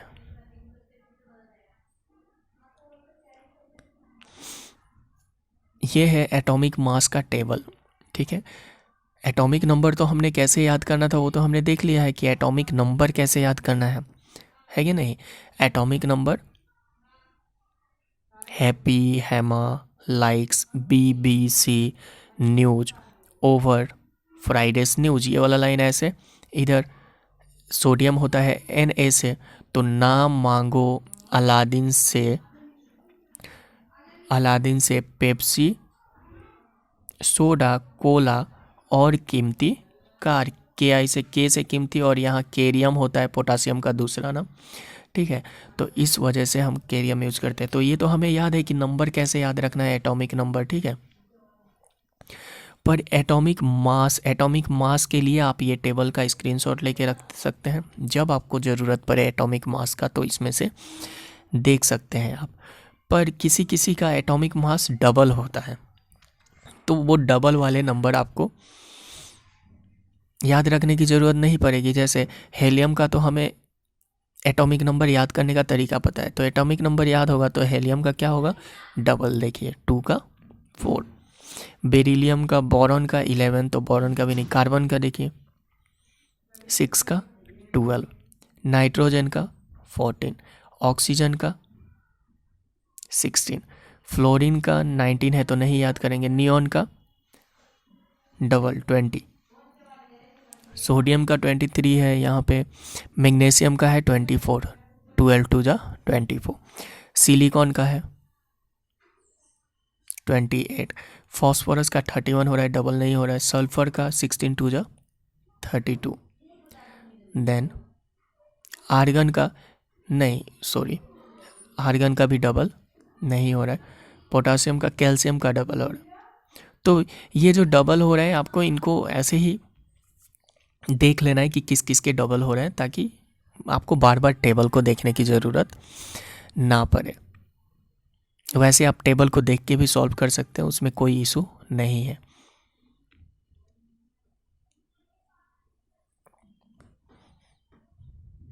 आगे बढ़ते हैं। ये है आपके एनसीईआरटी का क्वेश्चन, जो कुछ भी हमने फॉर्मूलेस पढ़े हैं उसके बेसिस पे ये क्वेश्चंस बने हुए हैं, ठीक है। सॉल्व करने की कोशिश करते हैं। यहाँ पे एटॉमिक नंबर दिया गया है 9 और नंबर ऑफ न्यूट्रॉन दिया गया है 10। हमें बाकी सब फिल करना। तो एटॉमिक नंबर अगर 9 है तो हमें पता चल गया कि atomic number of proton same होते हैं, तो यहाँ पे भी क्या आएगा 9। नंबर ऑफ प्रोटॉन और नंबर ऑफ इलेक्ट्रॉन भी तो सेम होते हैं, तो यहाँ भी क्या आएगा 9, ठीक है। और मास नंबर क्या होता है, न्यूट्रॉन प्लस प्रोटॉन, न्यूट्रॉन और प्लस, तो ये कितना हो जाएगा 10 + 9 19, ठीक है। अब हमें ये नहीं पता कि नंबर ऑफ एटॉमिक स्पेसिस क्या है, इसका नाम क्या है कि नहीं। तो नाम 9 नंबर पे क्या होता है वो हम देख लेंगे कि 9 नंबर पे इसका नाम क्या होता है। तो happy, Henry, likes, BBC news, over Fridays F आ रहा है 9 पे, तो क्या हो जाएगा इसका नाम फ्लोरीन, ठीक है। अगर आपको याद नहीं हो रहा है तो आप टेबल को देख के भी ये कर सकते हैं कि 9वें नंबर पे क्या है। और एक कर दूं मैं आपके लिए, यहाँ पे दिया गया है 2, क्या है मास नंबर, यहाँ पे दिया गया है ये 1 प्रोटॉन। तो प्रोटॉन 1 है तो इलेक्ट्रॉन भी 1, इसका तो 1 होता है। और प्रोटॉन 1 है तो एटॉमिक नंबर भी 1, क्योंकि ये तीनों सेम होते हैं, ये और ये सेम होते हैं। अब यहाँ पे क्या आएगा वो तो छोड़िए, यहाँ पे 2 है और हमें पता है कि number of proton plus number of neutron होता है 2, तो यहाँ 1 होगा तब जाके ये 2 होगा, तो ये हो जाता है 1। और एटॉमिक नंबर 1 है तो सबसे पहला हैप्पी यानी कि हाइड्रोजन हो जाएगा इसका नाम, ठीक है। ऐसे आप इसे सॉल्व कर सकते हैं। और कोई दिक्कत आए तो आप कमेंट सेक्शन में भी लिख सकते हैं।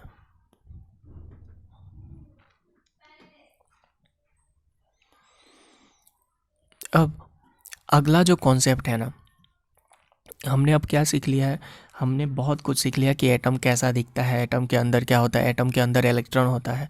हमने बोर के जो मॉडल था, बोर का मॉडल, उसमें हमने ये सीखा कि बोर के मॉडल में हमने क्या सीखा कि 1 मिनट, बोर के मॉडल में हमने सीखा कि ये एटम है, ऐसे कुछ ऑर्बिट होते हैं और सारे ऑर्बिट में क्या होता है, इलेक्ट्रॉन होते हैं। पर दिक्कत ये है कि हमें ये अब तक नहीं बताया गया कि किस वाले इलेक्ट्रॉन में, किस वाले सेल में कितने इलेक्ट्रॉन होते हैं। क्या सारे इलेक्ट्रॉन एक ही सेल में होते हैं या कोई लिमिट होता है? समझ में आ रहा है ना आपको? सारे इलेक्ट्रॉन एक ही सेल में होते हैं या कोई लिमिट होता है इन सेल में, ठीक है। तो वो बताने के लिए ये जो इलेक्ट्रॉन किस सेल में कितने होते हैं वो किससे बताया जाता है? वो हमें बताया जाता है बोर-बरी स्कीम के मदद से, ठीक है। बोर-बरी स्कीम, तो जो भी इलेक्ट्रॉन डिस्ट्रीब्यूट करते हैं ना हम, कि पहले वाले में कितने इलेक्ट्रॉन, दूसरे वाले में कितने इलेक्ट्रॉन, तीसरे सेल में कितने इलेक्ट्रॉन, इसके लिए हम यूज करते हैं बोर-बरी स्कीम का, ठीक है।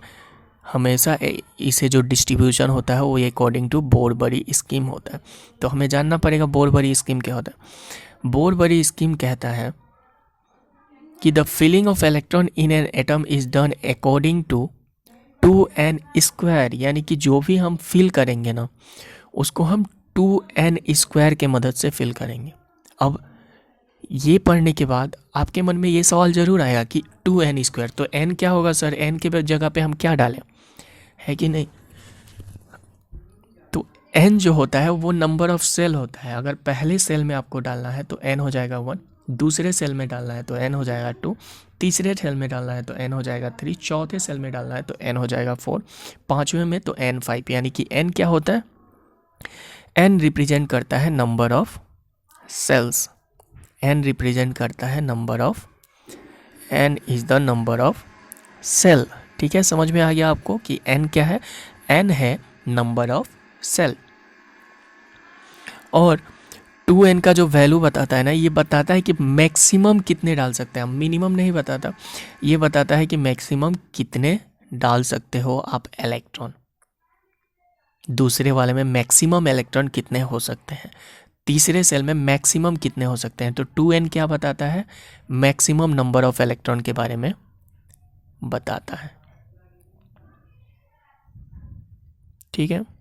ओके, तो पहला पॉइंट तो हमने समझ लिया कि 2n के मदद से, 2n² के मदद से डाला जाता है, जिसमें n होता है नंबर ऑफ सेल यानी कि नंबर ऑफ ऑर्बिट। तो देख लेते हैं इसमें पहला सेल मैंने बताया था कि फर्स्ट सेल का नाम होता है k। तो k सेल में कितने इलेक्ट्रॉन डाले जा सकते हैं, मैक्सिमम कितने डाले जा सकते हैं? तो फॉर्मूला लगाया 2n² और k सेल होता है पहला, तो n सेल यानी कि फर्स्ट सेल, तो n के जगह पे हमने लगा दिया 1, तो 1 का स्क्वायर 1 और 2 इंटू 1 2, तो कितने इलेक्ट्रॉन हो गए? 2 इलेक्ट्रॉन। यानी कि जब भी आप एटम बनाएं और पहला ये जो सेल होगा इसमें कितने इलेक्ट्रॉन होंगे? 2 इलेक्ट्रॉन होंगे मैक्सिमम। 2 से ज़्यादा इलेक्ट्रॉन पहले वाले सेल में नहीं हो सकते हैं, ठीक है।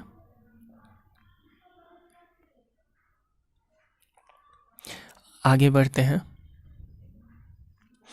दूसरा जो सेल होगा, सेकेंड नंबर सेल, उसमें कितना डाल सकते हैं? देखिए यहाँ पे दूसरा सेल था, इसलिए n के जगह पे हमने क्या रिप्लेस कर दिया?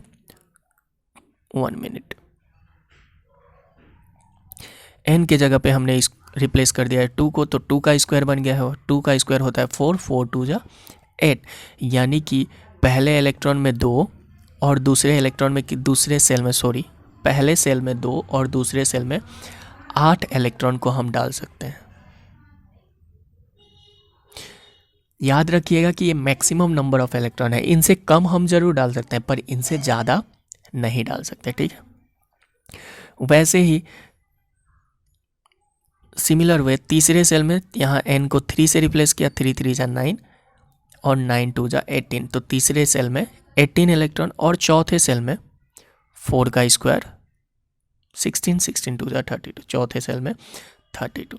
तो ये था पहला रूल इलेक्ट्रॉन डिस्ट्रीब्यूशन का, बोर-बरी स्कीम का फर्स्ट पॉइंट, जिसमें बोला गया है कि हम इलेक्ट्रॉन जब भी फिल करेंगे तो उसको 2n² के फॉर्मूले के मदद से फिल करेंगे, ठीक है।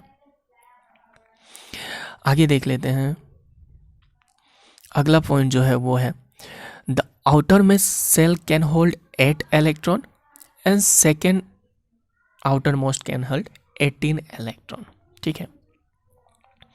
तो पहला रूल बोल रहा था कि सबको हम 2n के मदद से डालेंगे, लेकिन दूसरा रूल कह रहा है कि अगर कोई सेल है,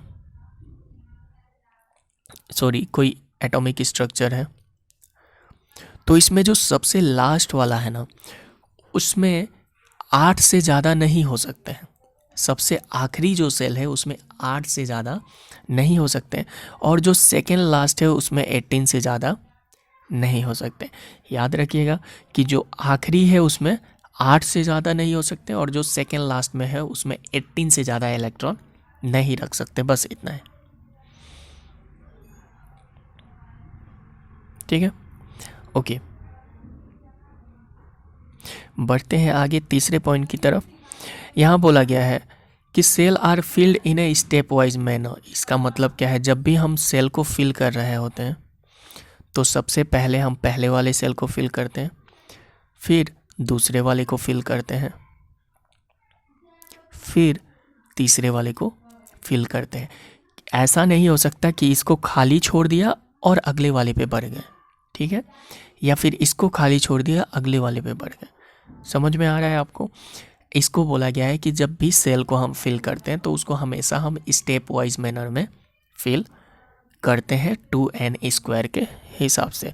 तो ये था distribution of electron in various shell का रूल, जिसको हम बोलते हैं बोर-बरी स्कीम।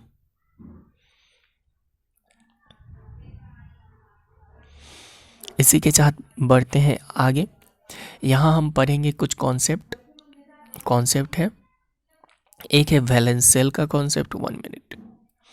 वैलेंस सेल का कॉन्सेप्ट है, वैलेंस इलेक्ट्रॉन का कॉन्सेप्ट है, और वैलेंसी का कॉन्सेप्ट। ठीक है, कितने कॉन्सेप्ट है? वैलेंस सेल, वैलेंस इलेक्ट्रॉन और वैलेंसी। तो सबसे पहले हम चालू करते हैं वैलेंस सेल से। जो आउटर मोस्ट सेल होता है ना, सबसे आखिरी सेल, उस सेल को हम बोलते हैं वैलेंस सेल। जैसे इस केस में ये जो सबसे ऊपर वाला सेल है, इस सेल को हम बोलेंगे वैलेंस सेल। समझ में आ गया? बहुत ही आसान कॉन्सेप्ट है। अब वैलेंस इलेक्ट्रॉन का मतलब आगे जाके समझते हैं। वैलेंस इलेक्ट्रॉन का मतलब क्या होता है? Electron in valence shell 2 3। मानिए कि ये अपना आउटर मोस्ट सेल था, वैलेंस सेल।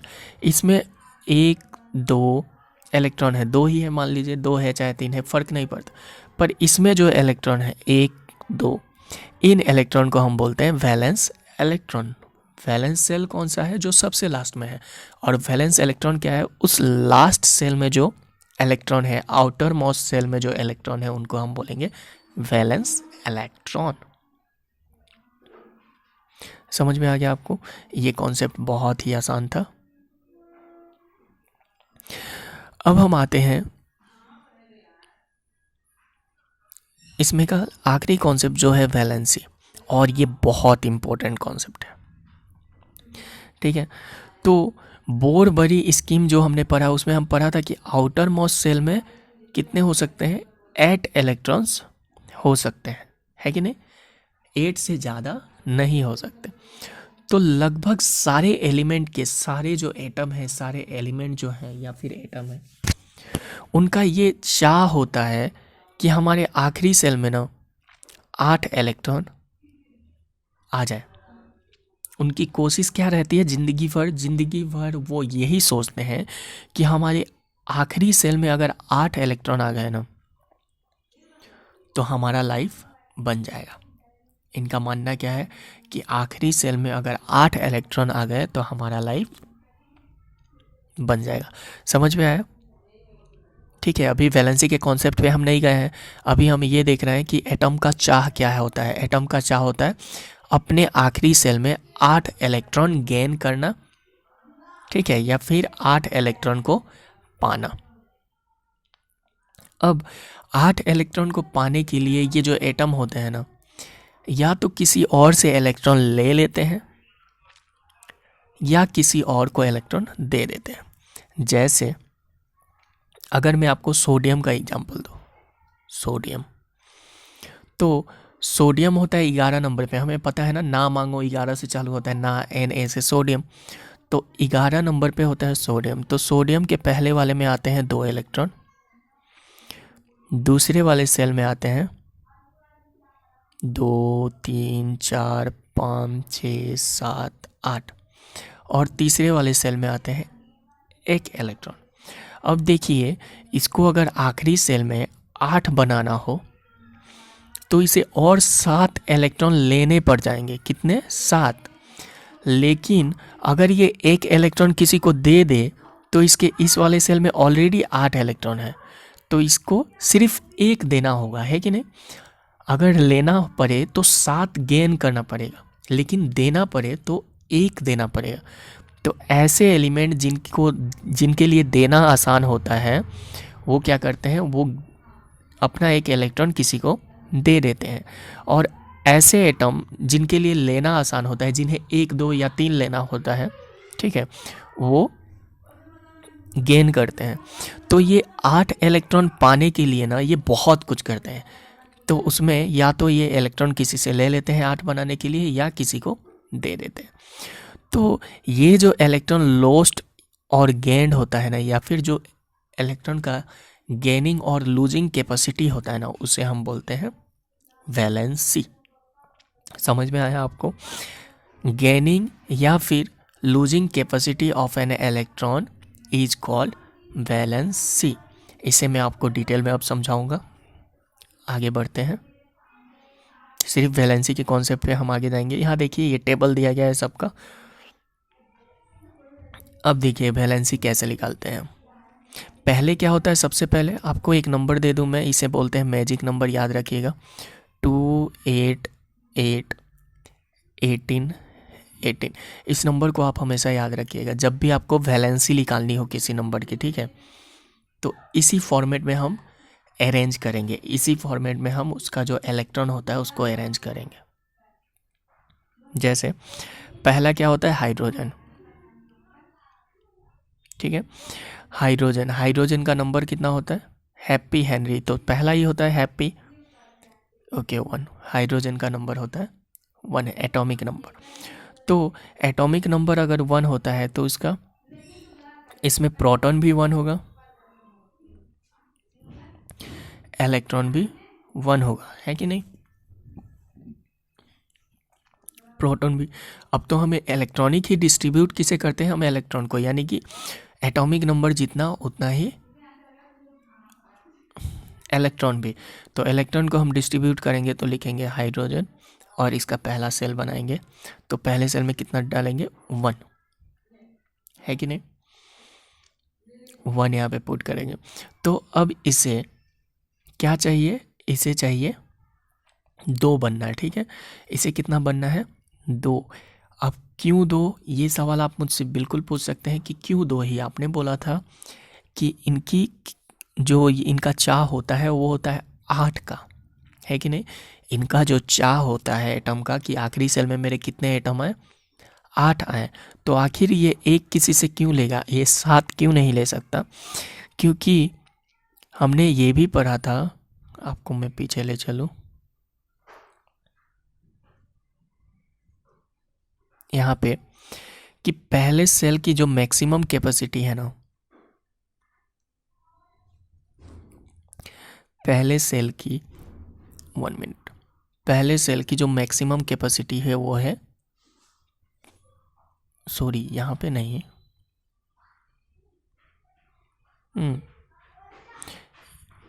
यहाँ पे देखिए, पहले सेल की जो मैक्सिमम कैपेसिटी है, 1 मिनट, पहले सेल की जो मैक्सिमम कैपेसिटी है वो है, क्या हो रहा है ये, वो है 2 इलेक्ट्रॉन।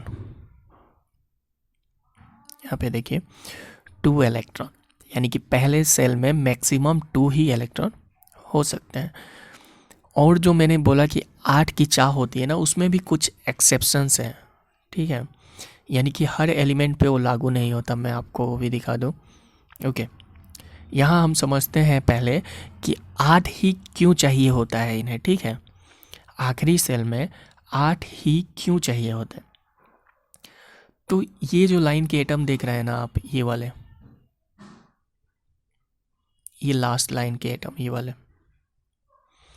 ये है हेलियम, नियॉन और आर्गन। इनकी खासियत ये होती है, इन्हें बोला जाता है स्टेबल एटम्स या फिर स्टेबल एलिमेंट। यानी कि ये अपने लाइफ में जो चाहते हैं वो अचीव कर चुके होते हैं, ठीक है।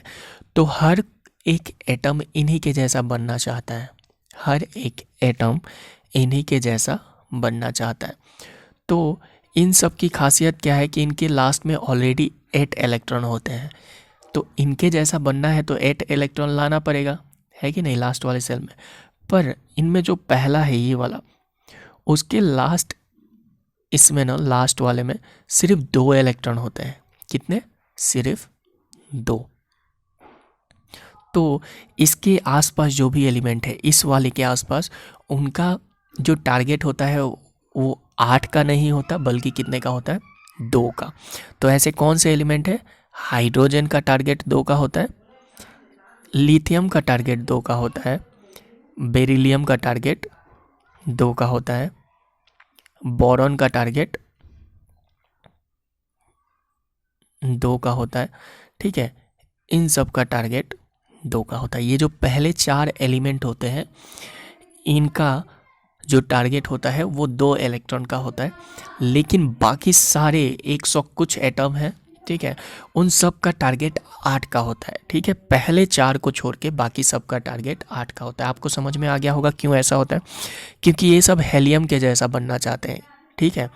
और बाकी सब नियॉन, आर्गन और भी नीचे बहुत सारे होते हैं इनके लाइन में, ठीक है, वैसा बनना चाहते हैं। इन्हें बोला जाता है नोबेल गैस, ठीक है। तो अब आप समझ गए कि क्यों हाइड्रोजन जो है वो 2 ही लेगा, ठीक है। हाइड्रोजन जो है वो 1 गेन करेगा। आगे बढ़ते हैं। तो इसी वजह से मैंने बोला कि हाइड्रोजन को क्या बनना है। हाइड्रोजन तो पहले किसके पास है? हेलियम के पास। तो ये अपने में 2 अटेन करने की कोशिश करेगा, यानी कि हाइड्रोजन क्या करेगा? एक जो इलेक्ट्रॉन है उसे गेन करेगा। अगर एक गेन करेगा तो हाइड्रोजन की वैलेंसी क्या हो जाएगी?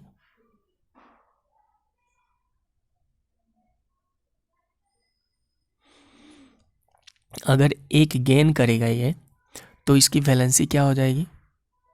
अगर एक गेन कर रहा है तो हमें पता था गेनिंग और लूजिंग कैपेसिटी, तो इसकी वैलेंसी भी 1 हो जाएगी, ठीक है।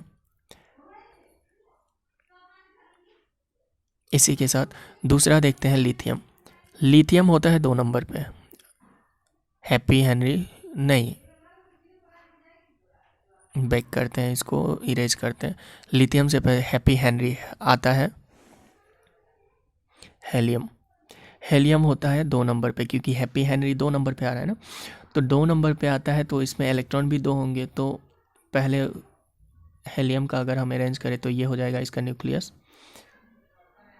तो हेलियम, तो ये पहला सेल है, पहले सेल में 2 हो गए। तो हेलियम को और क्या चाहिए? हेलियम तो खुद ही स्टेबल होता है, इसको 2 ही चाहिए। तो इसका वैलेंसी कितना है? ये ना लेगा ना देगा, ना गेन करेगा ना लूज करेगा। तो इसकी वैलेंसी कितनी हो जाएगी? इसकी वैलेंसी हो जाएगी 0। समझ में आया आपको? क्योंकि ना लूज कर रहा है ना गेन कर रहा है, तो इसकी वैलेंसी 0। आगे बढ़ते हैं, लिथियम को देखते हैं। लिथियम होता है 3 नंबर पे, है कि नहीं? तो लिथियम का एटॉमिक नंबर 3, तो इलेक्ट्रॉन भी इसमें 3 ही होंगे। तो 3 को अगर हम डिस्ट्रीब्यूट करेंगे तो पहले वाले में चला जाएगा 2, क्योंकि पहले वाले में मैक्सिमम 2 जा सकते हैं। और मैजिक नंबर भी मैंने आपको बताया 2, 8, 8, 18, ये होता है मैजिक नंबर, ठीक है। तो पहले वाले में 2 से ज़्यादा अरेंज नहीं करना, दूसरे वाले में 8 से ज़्यादा अरेंज नहीं करना, तीसरे वाले में भी 8 से ज़्यादा अरेंज नहीं करना। जब भी हम इसका वैलेंसी निकालने की कोशिश कर रहे हैं तो ऐसे ही अरेंज करेंगे हम, ठीक है। तो पहले वाले में हमने 2 अरेंज किया तो बचा 1। तो इसका वैलेंसी क्या होगा? ये भी अपना 1 लूज कर देगा। तो इसके इस सेल में कितने बच जाएंगे? पहले वाले सेल में कितने बच जाएंगे? 2। तो 1 लूज करने के साथ साथ पहले वाले सेल में 2, तो ये भी बन जाएगा हेलियम की तरह। इस वजह से इसकी भी वैलेंसी लूज कितना करेगा? 1। तो 1 लूज करेगा तो इसकी भी वैलेंसी 1। समझ में आया आपको? आगे बढ़ते हैं। लिथियम की वैलेंसी हमने निकाल ली। हर किसी का वैलेंसी निकाला जा सकता है। अब मैं रफली जा रहा हूँ ऐसे।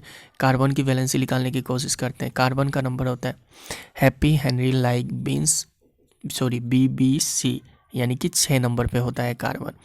तो 6 नंबर अगर होता है तो इसका हम अगर डिस्ट्रीब्यूशन करें तो पहले वाले में कितना होगा, पहले वाले में 2 1 2, दूसरे वाले में 1 2 3 4। तो इस केस में देखिए इसको 8 बनना है तो या तो 4 लेगा या तो 4 देगा। इसके लिए दोनों तरफ दोनों ही आसान है। तो ये ना 4 लेता है ना देता है, पर अगर लेगा और देगा तो कितना लेगा और देगा, 4 लेगा और 4 देगा। ऐसा ही कर सकता है ये। तो इस केस में इसको हम, इसकी वैलेंसी कितनी हुई, लेने और देने की कैपेसिटी कितनी है, 4। ठीक है, तो वैलेंसी कितनी हो गई, 4। हमें पता है कि वैलेंसी किसे बोलते हैं। ठीक है, ओके आगे बढ़ते हैं। कार्बन के बाद क्या आता है, कुछ भी ले लेते हैं, सोडियम ले लेते हैं इस बार। सोडियम ना मांगो है कि नहीं, सोडियम Na से दर्शाया जाता है, मैंने बार बार आपको बताया। ना मांगो तो इसका नंबर होता है 11। तो इसको अगर हम डिस्ट्रीब्यूट करें तो ये इसका न्यूक्लियस, पहले वाले में 2, हमें पता है रूल 2 8 8 18, ये मैजिक नंबर है वैलेंसी निकालने के लिए। ठीक है, तो पहले वाले में 2, दूसरे वाले में 8, 1 2 3 4 5 6 7 8। तो 10 इलेक्ट्रॉन तो ऑलरेडी हमने डिस्ट्रीब्यूट कर लिए। तीसरे वाले में हम डाल तो सकते हैं 8, पर हमारे पास बचा कितना इलेक्ट्रॉन है, सिर्फ 1। 2 पहले वाले में चला गया एंड फिर 8 दूसरे वाले में चला गया, तो बचा कितना है, सिर्फ 1। तो 1 को यहाँ डाल देंगे। तो इसकी वैलेंसी क्या होगी, ये क्या करेगा, 1 लूज कर देगा, है कि नहीं। तो 1 लूजिंग कैपेसिटी कितनी है, 1। तो इसकी वैलेंसी कितनी हो जाएगी, 1। समझ में आया आपको। ऐसे ही आप किसी भी एलिमेंट का अगर आपको एटॉमिक नंबर याद है, और एटॉमिक नंबर याद करने का ट्रिक तो मैंने बता ही दिया है, तो आप उसकी वैलेंसी निकाल सकते हैं। ठीक है, अब बढ़ते हैं हम आगे। यहाँ पे देखिए सबका वैलेंसी लिख दिया गया है, लेकिन अगर आप इस वैलेंसी को लिखने के हिसाब से जाएंगे तो आपको सारी वैलेंसीज याद करनी पड़ेंगी, जो कि बहुत ही मुश्किल बात है। ठीक है, अगर आप सारी वैलेंसीज याद करने की कोशिश करेंगे तो याद नहीं होगा। इसलिए मैंने आपको सबसे पहले एटॉमिक नंबर का याद करने का ट्रिक बताया, और अभी ये बताया कि एटॉमिक नंबर की मदद से हम वैलेंसी कैसे निकालते हैं। ठीक है, और अगर आपको कोई डाउट हो वैलेंसी निकालने में तो आप उसे कमेंट सेक्शन में लिख सकते हैं। अगर डाउट सच में अगर किसी को ऐसा डाउट होगा तो वैलेंसी के ऊपर फिर से मैं एक वीडियो ज़रूर लाऊंगा, ताकि आपका कॉन्सेप्ट बिल्कुल ही क्लियर हो। ठीक है,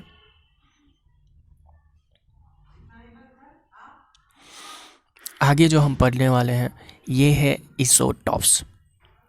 ठीक है, इसोटॉप्स क्या होते हैं ये हम देख लेते हैं। हमने एटॉमिक नंबर पढ़ लिया था, एटॉमिक मास भी पढ़ लिया था। ठीक है, हर एटम का अपना अपना एटॉमिक नंबर और एटॉमिक मास होता है। ठीक है, तो यहाँ हम क्या पढ़ेंगे, इसोटॉप्स क्या होते हैं वो देख लेते हैं। इसोटॉप्स वो होते हैं जिनका एटॉमिक नंबर सेम होता है, पर जो मास नंबर होता है वो डिफरेंट होता है।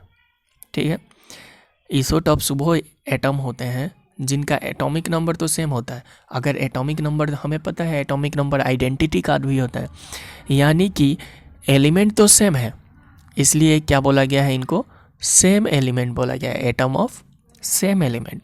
तो एलिमेंट तो सेम है पर उनका एटॉमिक मास जो है या फिर मास नंबर जो है वो अलग है। ठीक है, तो इनका, क्योंकि एटम सेम है तो इनका केमिकल प्रॉपर्टी भी सेम होता है, पर जो फिजिकल प्रॉपर्टी है वो डिफरेंट हो सकता है। ठीक है, पर केमिकल प्रॉपर्टी हमेशा सेम रहता है। तो इसोटॉप्स आपको पता चल गया। इसोटॉप्स मतलब ऐसे एलिमेंट जिनका एटॉमिक नंबर तो सेम हो पर एटॉमिक मास अलग हो। ठीक है, एग्जाम्पल देखते हैं हम। एग्जाम्पल है, देखिए क्लोरीन। क्लोरीन का देखिए एटॉमिक नंबर क्लोरीन का सेम होता है, पर इसका क्लोरीन जो दुनिया में पाया जाता है ना, जो पूरे इसके एलिमेंट पाए जाते हैं, एटम पाया जाता है, उसमें 2 टाइप के एटम पाए जाते हैं क्लोरीन के। एक तो एटम वो होता है, क्लोरीन है तो मास नंबर तो 17 होगा ही, तो ये मत लिखिए। क्लोरीन के 2 पाए जाते हैं, क्लोरीन और क्लोरीन। एक का मास जो होता है वो होता है 35 और एक का मास जो होता है वो होता है 75। ठीक है, यानी कि क्लोरीन तो क्लोरीन ही है, पर इनके मास में डिफरेंट होता है, इनका मास जो होता है वो डिफरेंट होता है। ठीक है, तो ऐसे एलिमेंट को जिनका मास डिफरेंट हो और एटॉमिक नंबर सेम हो, उन्हें हम क्या बोलते हैं? उन्हें हम बोलते हैं इसोटॉप्स। ठीक है, यहाँ पे हाइड्रोजन के 3 इसोटॉप्स होते हैं। ठीक है, हाइड्रोजन के 3 इसोटॉप, और हाइड्रोजन नाम है तो इसका एटॉमिक नंबर 1 ही होगा, तो एटॉमिक नंबर को भूल जाइए। हम मास देखते हैं, इनका मास कितना होता है। जो प्रोटियम हाइड्रोजन होता है, याद है मैंने आपको पढ़ाया था कि प्रोटियम हाइड्रोजन में न्यूट्रॉन नहीं होता, तो ये है प्रोटियम हाइड्रोजन। इसका मास कितना होता है? प्रोटियम हाइड्रोजन का मास होता है 1, ड्यूट्रियम हाइड्रोजन का मास होता है 2, और ट्रिटियम हाइड्रोजन का मास होता है 3। तो मास के नंबर के हिसाब से इनको नाम दिया गया है। प्रोटियम का मास 1, ड्यूट्रियम का मास 2 और ट्रिटियम का मास 3। ठीक है, ओके। तो इनका यूज क्या है? जो इसोटॉप्स होते हैं इनका कहाँ कहाँ यूज है वो देख लेते हैं। यूरेनियम का जो इसोटॉप्स है ना, वो न्यूक्लियर रिएक्टर में काम आता है। ठीक है, न्यूक्लियर बॉम्ब सुना होगा आपने। ठीक है, न्यूक्लियर एनर्जी जो होता है ना, न्यूक्लियर एनर्जी जो होता है उससे हम क्या करते हैं? इलेक्ट्रिसिटी भी जनरेट करते हैं। ठीक है, तो वैसे न्यूक्लियर रिएक्टर में भी जहाँ इलेक्ट्रिसिटी यूज हो रही हो न्यूक्लियर एनर्जी के मदद से, वहाँ पे यूरेनियम आइसोटॉप्स का यूज किया जाता है। कोबाल्ट का जो आइसोटॉप होता है वो कैंसर को ट्रीट करने के काम आता है। अब देखिए, सी से कोबाल्ट, सी से कैंसर, आपको ऐसे इसे याद रखना पड़ेगा। ठीक है, कि कोबाल्ट का जो आइसोटॉप होता है वो कैंसर ट्रीटमेंट के काम आता है। और आखिरी जो यूज है, तीसरा नंबर, वो है आयोडीन का जो आइसोटॉप है ना, वो गोइटर ट्रीट करने के आता है। गोइटर बीमारी जो होती है जिसमें गर्दन पे एक बैलून सा फूल जाता है। ठीक है, तो उसे हम गोइटर बोलते हैं। उसमें आयोडीन जो होता है उसके आइसोटॉप्स को हम यूज करते हैं उसको ट्रीट करने के लिए। ठीक है, आपको समझ में आ गया आइसोटॉप्स क्या होते हैं? तो आगे बढ़ते हैं। इसोबार्स होते हैं आइसोटॉप्स के जस्ट उल्टा, जस्ट ऑपोजिट ऑफ आइसोबार्स। उसमें क्या था? एटॉमिक नंबर सेम था। यहाँ क्या हो जाएगा? एटॉमिक नंबर, अच्छा सॉरी, अभी हम इसोबार्स में ही हैं, इसोटॉप्स में ही है। ठीक है, तो इसोटॉप्स के केस में अगर 2 एलिमेंट है, 1 मिनट, 2 एलिमेंट है, जैसे क्लोरीन का ही हमने देखा कि एक था जिसका मास था 35 और क्लोरीन का ही एलिमेंट देखा इसका मास था 37। तो जब हम क्लोरीन का मास अगर लिखेंगे तो कितना लिखेंगे, है कि नहीं? दोनों तो नहीं लिख सकते ना। तो ऐसे केस में जो इसका मास होता है ना, वो एवरेज लिया जाता है। ठीक है, क्या लिया जाता है? एवरेज लिया जाता है, दोनों का एवरेज। तो ये एवरेज कैसे निकालते हैं दोनों का, वो देख लीजिए। तो जो क्लोरीन 35 है ना, क्लोरीन 35 Cl35, ये पूरे दुनिया में जो पाया जाता है, मान लीजिए कि ओके 1 मिनट, अगर इतना पूरा क्लोरीन पाया जाता है, ठीक है, क्लोरीन इतना है पूरे दुनिया में, तो इसमें से जो 75% है, 75 मतलब 3% है कि नहीं, इसमें से 3 बॉक्स भर दीजिए। तो इसमें भी 35, इसमें भी 35 और इसमें भी 35, यानी कि इसमें का 75% जो होता है ना, वो क्या होता है? वो होता है क्लोरीन 35, और जो बचा हुआ 25% होता है वो होता है क्लोरीन 37। समझ में आ रहा है आपको? 75% जो होता है, यानी कि 3/4 पार्ट जो होता है वो होता है क्लोरीन 35, और एक पार्ट जो होता है वो होता है क्लोरीन 37। तो हमें पता है कि कितने परसेंट में पाए जाते हैं, पता चल गया ना कितने परसेंट में पाए जाते हैं। तो क्लोरीन 35 75%, तो इसका निकाल लेते हैं 75% प्लस ये 25%, तो इसका निकाल लेते हैं 25%। अब जब इसको आप सॉल्व करेंगे तो ये पहले वाले का आंसर क्या आ जाएगा? 105/4। दूसरे वाले का आंसर क्या आ जाएगा? 37/4 विच इज इक्वल टू हो जाएगा 142/4। इसको जब आप डिवाइड करेंगे तो आंसर आ जाएगा 35.5/5 यू। ठीक है, यू हम मास का यूनिट होता है, ठीक है, उसमें कंफ्यूज होने की ज़रूरत नहीं है। एटॉमिक मास का यूनिट क्या होता है? यू। ठीक है, समझ में आ गया आपको? ओके, तो आपको ध्यान रखना है कि कैसे निकालते हैं। ठीक है, ये जो स्क्रीनशॉट मैंने बुक से ही लिया है, पर बुक के पीडीएफ में ये जो साइंस है ये मिसिंग थे। ठीक है, इसलिए यहाँ पे मैंने ठीक कर दिया है इन्हें। ओके, अब आगे बढ़ते हैं। इsoबार्स उल्टा होता है। मैंने अभी अभी बताया था कि उसमें क्या था, मास अलग होता था। इसमें क्या होगा, मास सेम होगा। यहाँ पे मास 1 मिनट। इसोटॉप्स ऐसे एलिमेंट होते हैं जिनका मास सेम होता है पर एटॉमिक नंबर डिफरेंट होते हैं, डिफरेंट एटॉमिक नंबर। अब देखिए, एटॉमिक नंबर डिफरेंट यानी कि एलिमेंट सेम नहीं होगा। जैसे वहाँ पे क्लोरीन और क्लोरीन था तो यहाँ पे सेम नहीं होगा क्योंकि एटॉमिक नंबर इस बार डिफरेंट है। ठीक है, तो एटम जो होगा वो भी डिफरेंट होगा, बस उसका मास सेम होगा। ठीक है, एग्जाम्पल देखते हैं।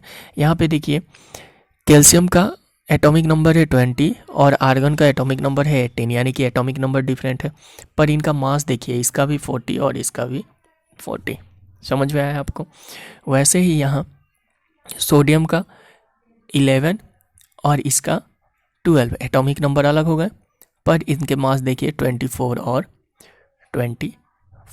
तो ऐसे चीज़ों को जहाँ पे मास अलग हो, एटॉमिक नंबर अलग हो और मास सेम हो, तो उसे हम बोलते हैं इसोबार्स।